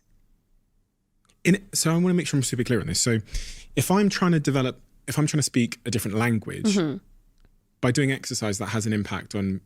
Oh, it'll help you learn and retain memories, yeah. So in simple language, if I'm doing aerobic exercise, my ability to accelerate my neuroplasticity will increase. Yeah. Oh. What if it's like not aerobic exercise? What if I'm just like lifting big weights? There are benefits to your brain of other types of exercise, but weight training doesn't relate to neurogenesis as much. Okay. This isn't so much about language, but it's another example of mind over matter. So this was an experiment done on 2 groups of weightlifters. Thought you might like this one. That's a big compliment. Thank you so much. You think I'm a weightlifter? You think I identify as a weightlifter? You looked at me and thought weightlifter. Totally. Thank you so much. This was finger and elbow weights, though, so maybe not so glamorous in this experiment. Okay. So one group lifted finger or elbow weights. I think this was a 2-week study, and they showed, I think it was about a 40% increase in muscle mass of the targeted muscle group for those weights. Their counterparts only imagined lifting weights for 2 weeks. They lifted no weights for 2 weeks. They just sat there and they visualized themselves lifting weights. And they had a 13% increase in muscle mass. Interesting. So we can tell our brain to grow muscle. Have you been secretly doing that, No, Steve? but I could be doing that instead. I've been going to the gym. It'd be much easier if I could just watch the football and tell myself that I'm lifting weights. Well, I don't think you can watch the football. I think the whole like visualization and, you know, intention and attention stuff was an important part of it. I mean, that speaks to the power of our thoughts again, doesn't it, really? If our thoughts can tell our brain to grow muscles. Is that? It's in the book. But is that widely accepted as the truth? I'm surprised there's not like personal trainers that just sit you down in an empty room and just go, right. Well, think about the number of athletes that use visualization as part of their training. Of course, they do the exercise and the practice and everything, but that's hugely used in sports. Interesting. It's obviously not a case that I would just then go home and start imagining working out, but it does again remind me of the importance of just thinking about positive things that are in line with my goals. Yeah. I mean, what's the harm in imagining yourself more muscular or more youthful alongside eating the dark foods and getting enough sleep? You know, it's like it's part of the package. Do you want to know what you should eat so that you can... Please, what is this dark-skinned foods? So basically, you know, at the basic level, we want people to have a healthy, balanced diet, mostly plant-based. But where you can choose a darker version of a food, the pigment in the skin of that food has higher levels of antioxidants called anthocyanins, and they also contribute to neurogenesis. So it's basically like eating black beans instead of white beans, or eating blueberries instead of strawberries, dark chocolate instead of milk chocolate, purple sprouting broccoli instead of green broccoli. And good quality coffee counts as well. Yeah, so I try to vary what I eat, but also always choose the darker option if I can. Okay, so is there anything else that one needs to know about the process of neuroplasticity? So from what I've ascertained so far, it's about understanding the patterns we have in our brain, understanding the consequences of them. Repetition is key to establishing new pathways. Is there anything else that I need to be really aware of? Because I do want to grow my brain and change my brain. Yeah. So the accountability piece, which we've discussed, yeah. But also creating the conditions in your body for your brain to be able to do all of that stuff. And so, you know, this is a bit of repetition, but sleeping roughly 8 hours a night, having regular sleep and wake times seems to have an additional benefit. We don't know why. So within an hour, so go to sleep between 10 and 11, wake up whenever. Not being sedentary, so being physically active doesn't necessarily mean you have to pound it at the gym. To be honest, in terms of neuroplasticity, you don't want to do too much high intensity exercise because it spikes your cortisol levels. So it's better to do kind of quite gentle exercise. Eating 30 different plant products a week and varying the color as much as possible. You know, managing your stress, whether it's through meditation or just like removing the causes of stress. If you're doing, and being hydrated, if you are doing all of those things and you want to play at level 2 of the game, you could start doing time-restricted eating. So I only eat between 12 noon and 8 p.m., but you could do 8 a.m. to 8 p.m. So that kind of fasting is very beneficial for your brain as well, but only if you've got the foundations right. It's not going to help you if you don't. What does it do for the brain, fasting? intermittent fasting? Well, it helps to regulate your blood sugar levels. So, spiking blood sugar levels aren't good for your body or your brain. And fasting and calorie restriction, they do have like brain health and longevity benefits, but that, only if your foundations are right. Somebody who's stressed or eats badly or doesn't sleep enough will not benefit from time restricted eating or intermittent fasting, because it is a form of stress on your body, but it's a form of stress that your body can take and use to build resilience if the baseline level of stuff is good. And for neuroplasticity to happen, we need to be taking on big cognitive challenges, challenges that kind of break existing pathways. Yeah. So I want to learn to DJ. I've been learning for about 12 months now. Mm-hmm. That feels like a big cognitive challenge for me. Yeah, that's great. That's the type of thing that would establish a new pathway in my brain. Absolutely. Someone's just looking to build their self-esteem and their confidence. Mm-hmm. What does the brain tell us about the process of doing that? Does it go back again to what we said about awareness, about understanding the feelings and the consequences, and about setting goals and repetition and accountability? It will get to that, but there's actually a little bit of a jump start to that, which is really helpful, particularly in terms of confidence and self-esteem, which is that usually there's a particular recurring negative thought that's associated with feelings of lack of confidence. So if you can identify what that is and create a positive affirmation that's like the opposite of it or something that counteracts it, then that can be a great way to get started. My phrase would have been, it has to be perfect and it's not going to be perfect. I wouldn't have been able to say this last year, but now I would probably be able to say, it is going to be better than perfect. It is going to be amazing. Like, I know it. But to get myself there, I could have said, it doesn't have to be perfect, but it's going to be great. Or I could have said, maybe it will be perfect. Sometimes a question I ask myself is, what's the best possible outcome that could happen here? So it's changing your language in your mind about the things that you think. So that's basically metacognition, which is that you can understand your own thinking, and then reversing that narrative quite strongly, even if it doesn't feel like it's totally true, and just repeating that so much that you start to wear down that other pathway. Does language really matter? The language we say to ourselves and say to others? Yeah, it really matters. Yeah, how we speak about ourselves. How do we know that matters?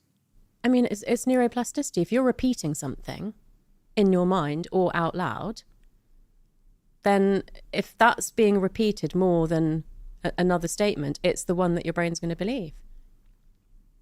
So we can trick our brains effectively by saying something else to ourselves repeatedly.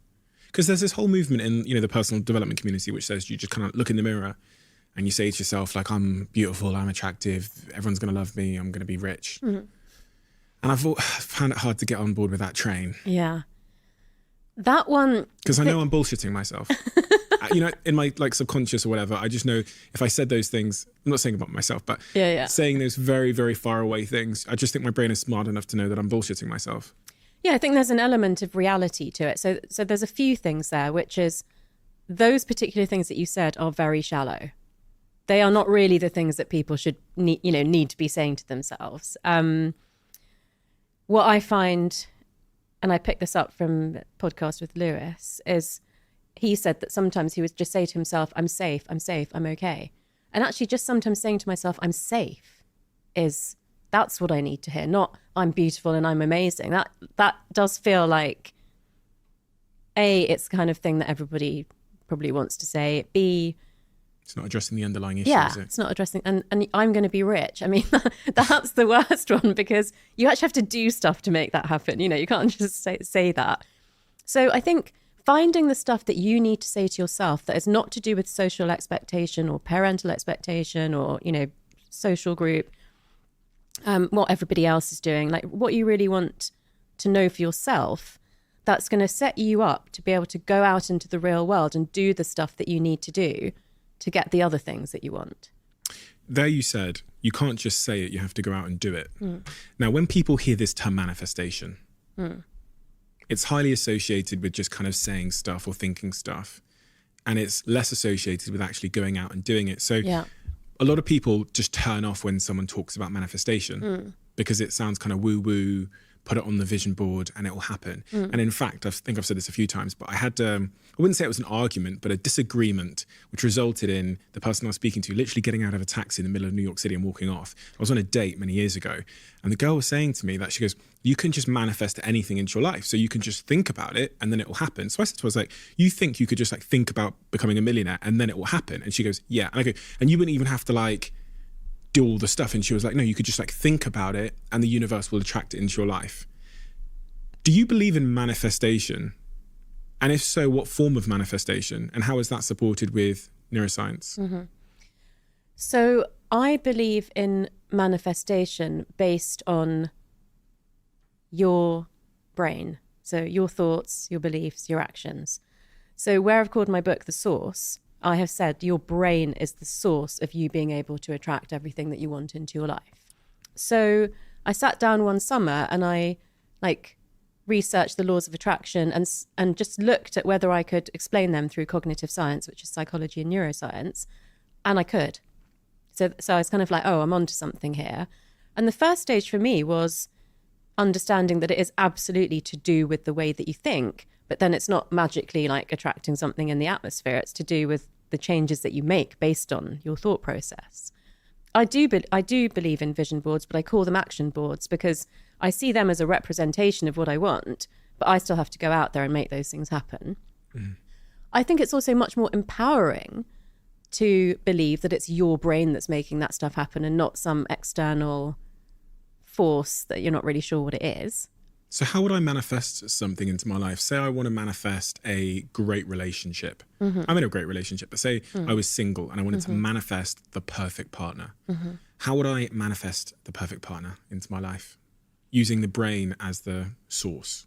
Yeah, so with that one, I think the preferred method is to create a list of the attributes that you want in that person. But you then have to make sure that you are everything that is on that list. Ooh. So if I want a blonde, I've got to dye my hair. No, I'm joking. I'm joking. Okay, I get what you mean. So you're talking about fundamental qualities and values. Yeah. And then making sure that you represent those qualities and values. I've never heard anyone say that, but that is so important because I know so many people who would write a list that they couldn't meet themselves in terms of fundamental values. They'd probably want their partner to be disciplined, to care about their health, to be honest. And if they ask themselves, are they those things, they'd probably fail at that. To be fair, my partner is so much better than me in so many ways, nearly every way. I'd probably fail at that list too. Why is that important? I think that you hear a lot of people saying, this is what I really want in someone. But you never really hear people saying, I've really worked on myself and this is what I believe I have to offer. And so psychologically, you meet people at the level of psychological evolution that you're at.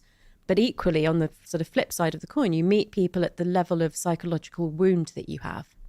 So to be in a balanced relationship with someone that's really great, you've got to be bringing something to the party. I mean, no one's going to go out with you if they're really amazing and you're a drag. But drags want amazing people. And this is the problem, right? It's true, right? I guess so. Were you scared to say it? Like, when I was at optimal drag in my life, when I was the most drag in my life, I attracted drag people, but I wanted amazing people and I could never get them.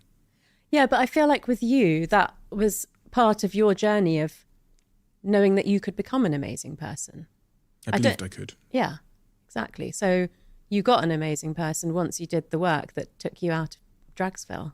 Amen. Okay, so that's super interesting. So make sure you are the things on that list because we'll rise to the level of our values and we'll fall to the level of our wounds. Yeah, I love the way you put that, but also that, you know, what you have to offer in a relationship is just as important as what you want out of it. And I don't know, as a society, we just don't really seem to think about it like that. There's actually a note in my diary where I wrote, people who focus on what they want don't typically get what they want. And people who focus on what they have to offer typically get what they want. That's amazing. That's like basically the same thing. Yeah, I literally just parroted it off you, plagiarized it. No, but it is in my diary, and I posted on my Instagram story a while ago that it was just an observation to me in business when you hire people, the people that are focused on like, can I get a pay rise? Can I get a pay rise? Don't typically get the pay rise, but the people that focus on what they have to offer, they're the ones that you give you promote and you give the pay rise to, because they're focusing on the most important thing, which is, I think, over prolonged periods of time, not always in the short term, and not always in every case, but life will eventually give you roughly what you deserve. Over a long term, generally, for most people, not always. Yeah. Because there's going to be someone that says, So you can't what about me because I've presented the caveat. But generally, that's what I've observed. And I've seen people cheat the system. I've seen people get a little bit further ahead than their talent or their value. But life has a wonderful way of bringing us back to the level of our values. And you said it in relationships. Life will drop you to the depth of your wounds or to the height of your values. So really, if you want to find a sustainable way to get what you want in life, it's to do that work on what you can offer other people. Yeah.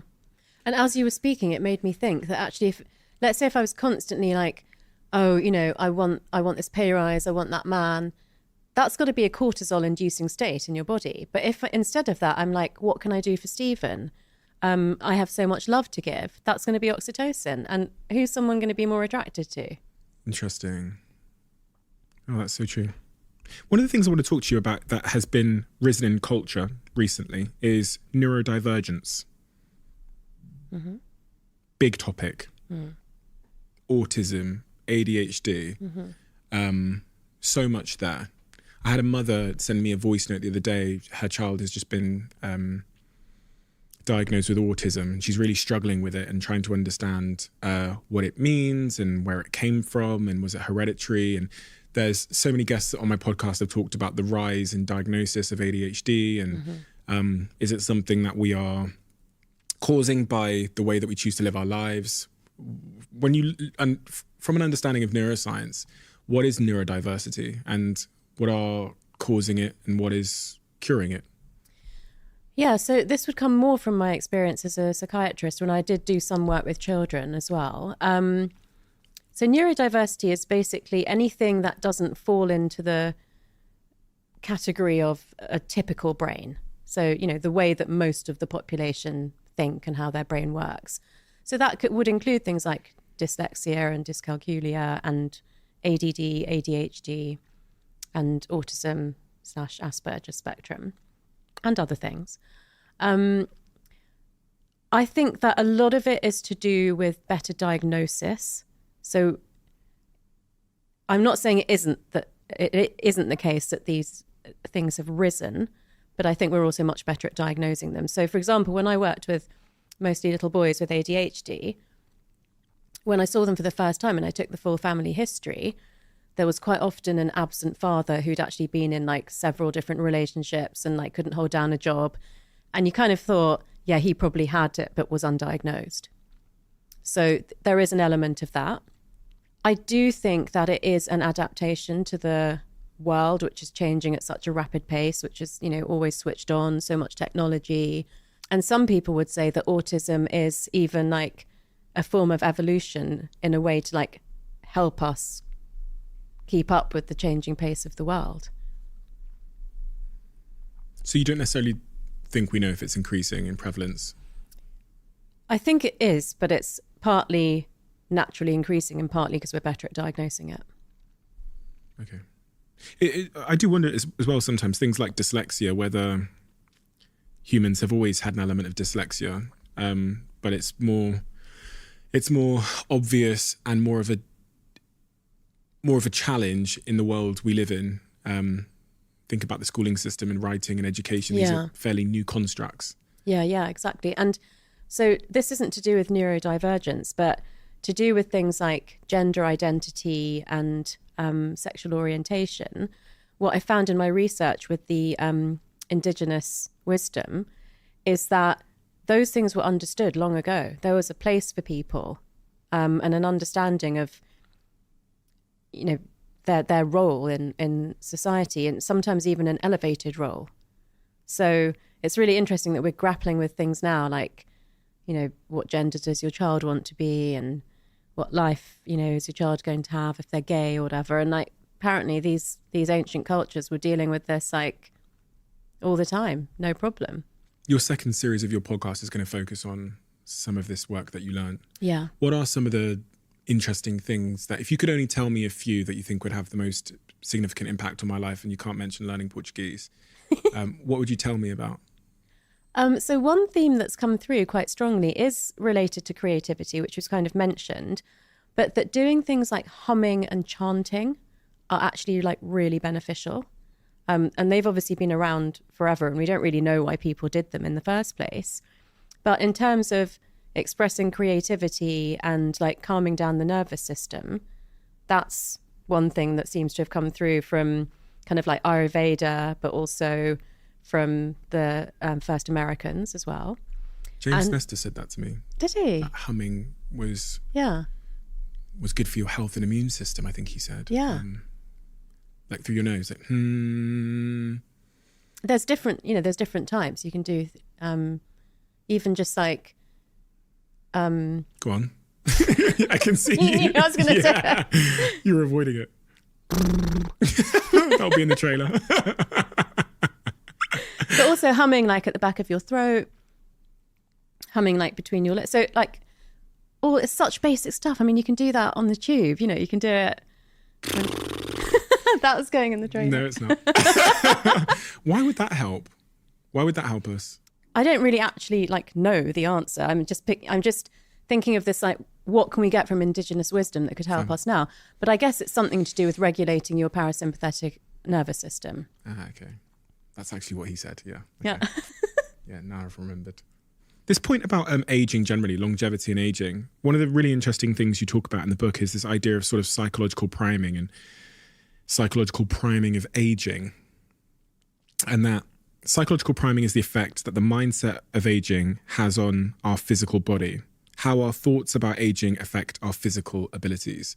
What I interpreted from that is our thoughts about aging have an impact on our aging. Yeah, so actually there's a really fascinating study. It's one of my favourite ones to talk about, which was 3 groups of octogenarians. What's an octogenarian? People in their 80s. Okay. And one group was the control group, so they just lived like normal for a week.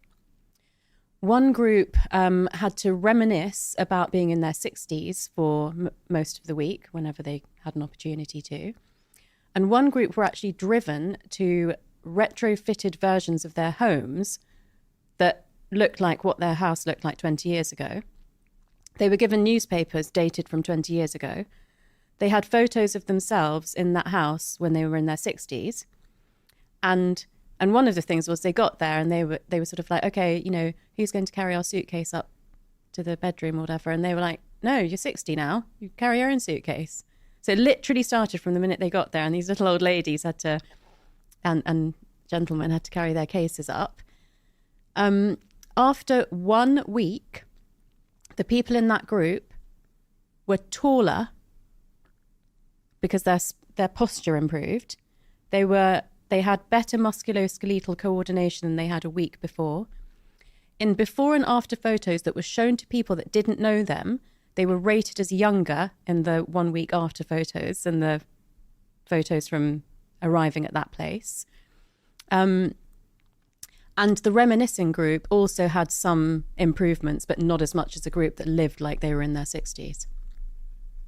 And so there was 3 groups. Yeah. The ones that went back and relived their life, the ones that reminisced, and the ones that did nothing at all. Yeah.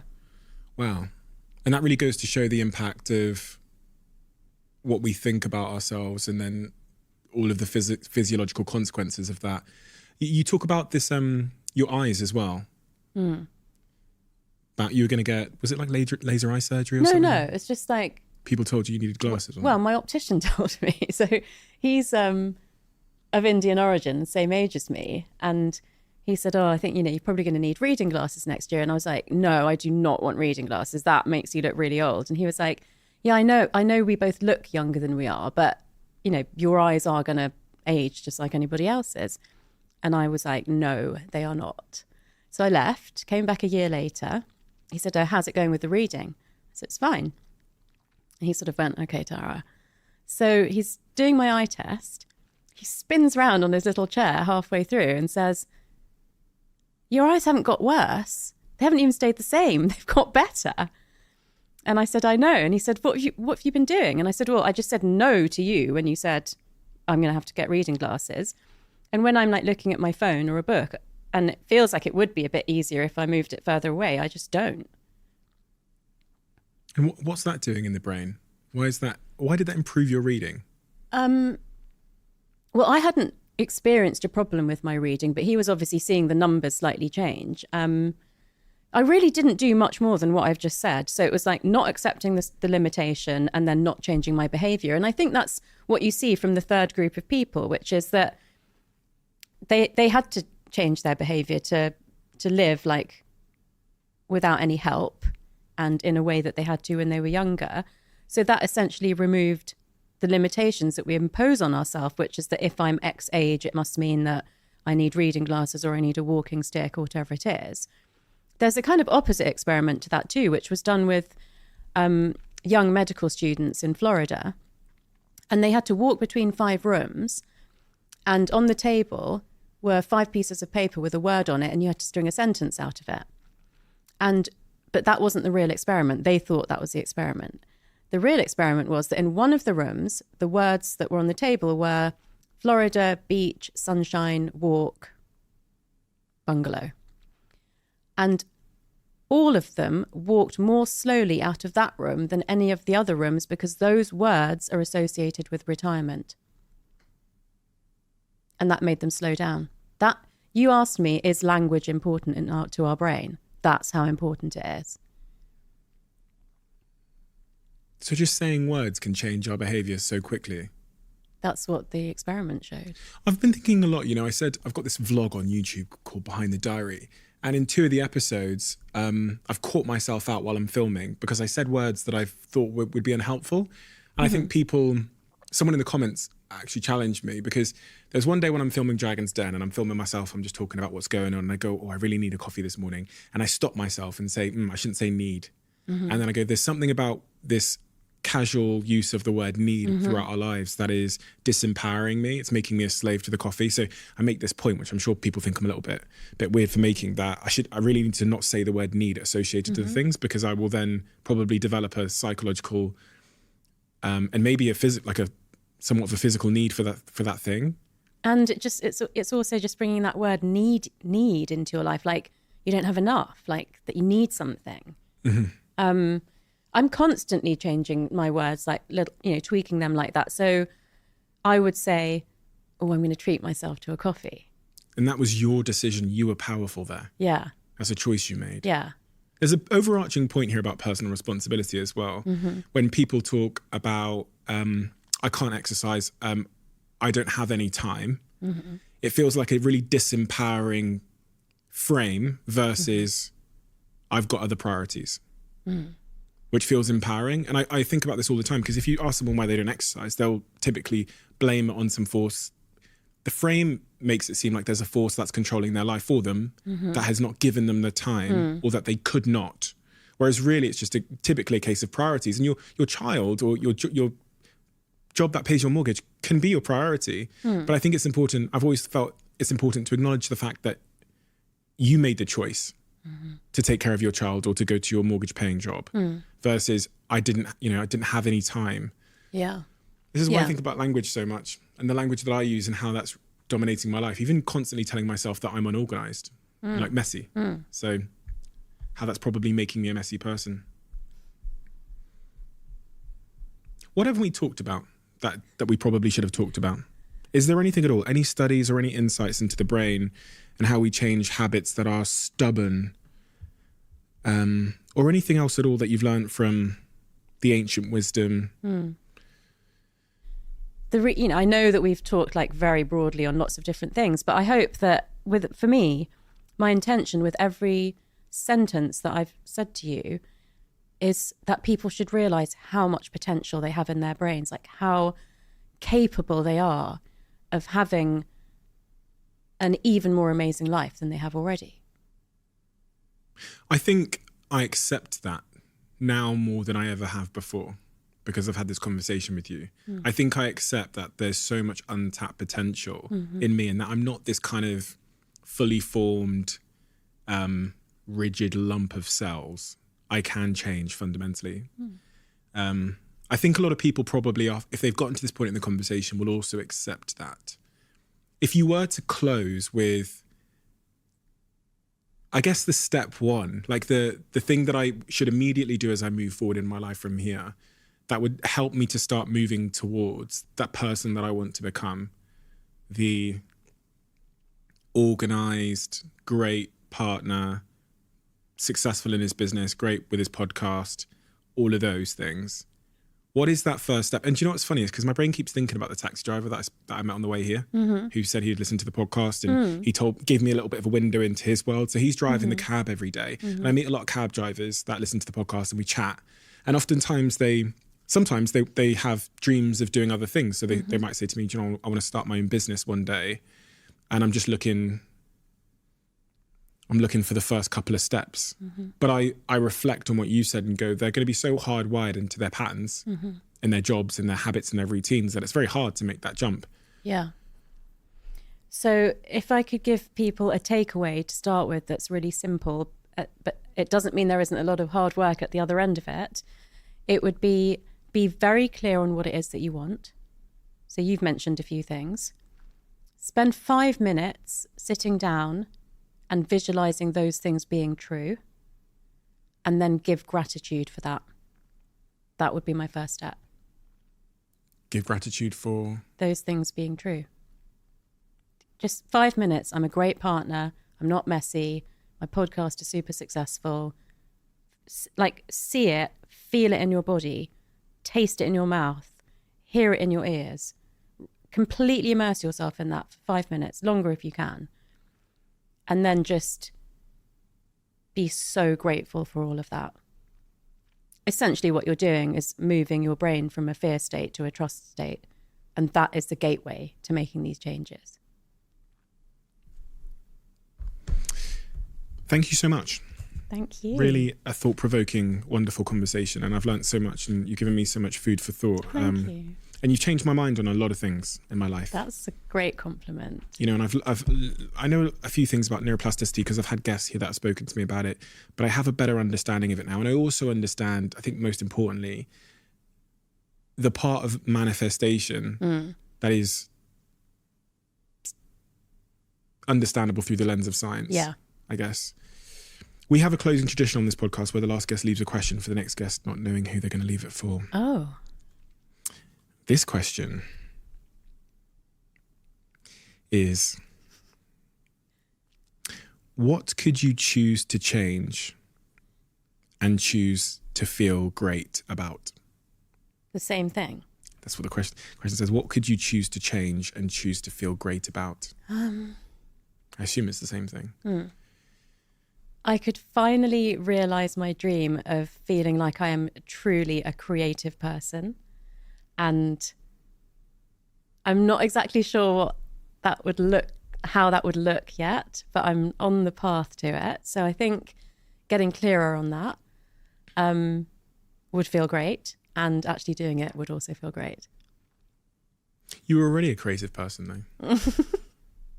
Thank you so much for saying that. I feel like I have one more step to go before I really feel that I've done that, because that was such a deep-seated thing for me. I mean, there's a bit more of a backstory to it, which I didn't give you, but my English teacher said to me, you are so good at drama, you should read English at Oxford and go to RADA. And I came home and told my parents, and they literally said, my dad said, over my dead body, you'll go to medical school, and then after that you can do whatever you want. And so I think there is that frustration in there that's been in there for a long time. Like, these days, you can't imagine anything better than your kid coming home and one of the teachers having picked them out as exceptional. But of course, at that time, there were no brown people on TV.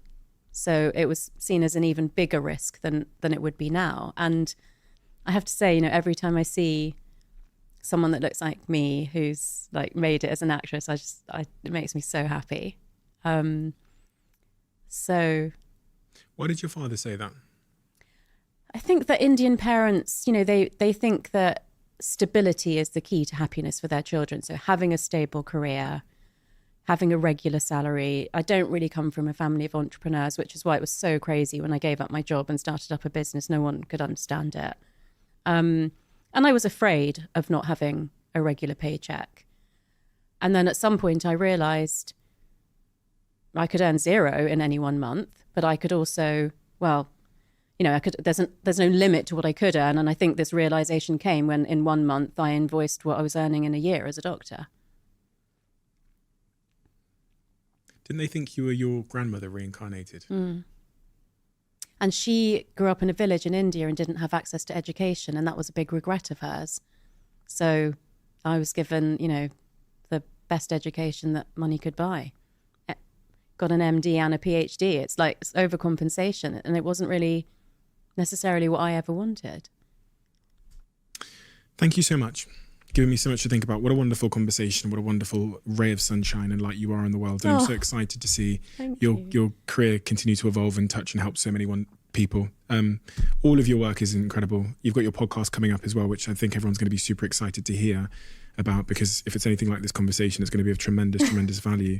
When is that going to be out? It's launching on October 4th, but season 1 is already available to listen to if people haven't listened to it already. Reinvent Yourself with Dr. Tara. Yeah. Which is the second season. Which is, in that second season, you're aiming to do a lot of the ancient wisdom stuff. So exciting. Really excited to hear that. So October 4th, we'll look out for that. Thank you so much for your time. Thank you. Dr. Tara Swart. There's actually the word art in your name. Oh, that's so isn't there? Cute. But there is. Have you ever noticed that? No. Okay. Well, I'm excited for our next conversation and to hear about how you've pursued that creativity, because it's certainly within you. And it's such a wonderful honour to have met you today and to learn from you. Thank you so much. Thank you.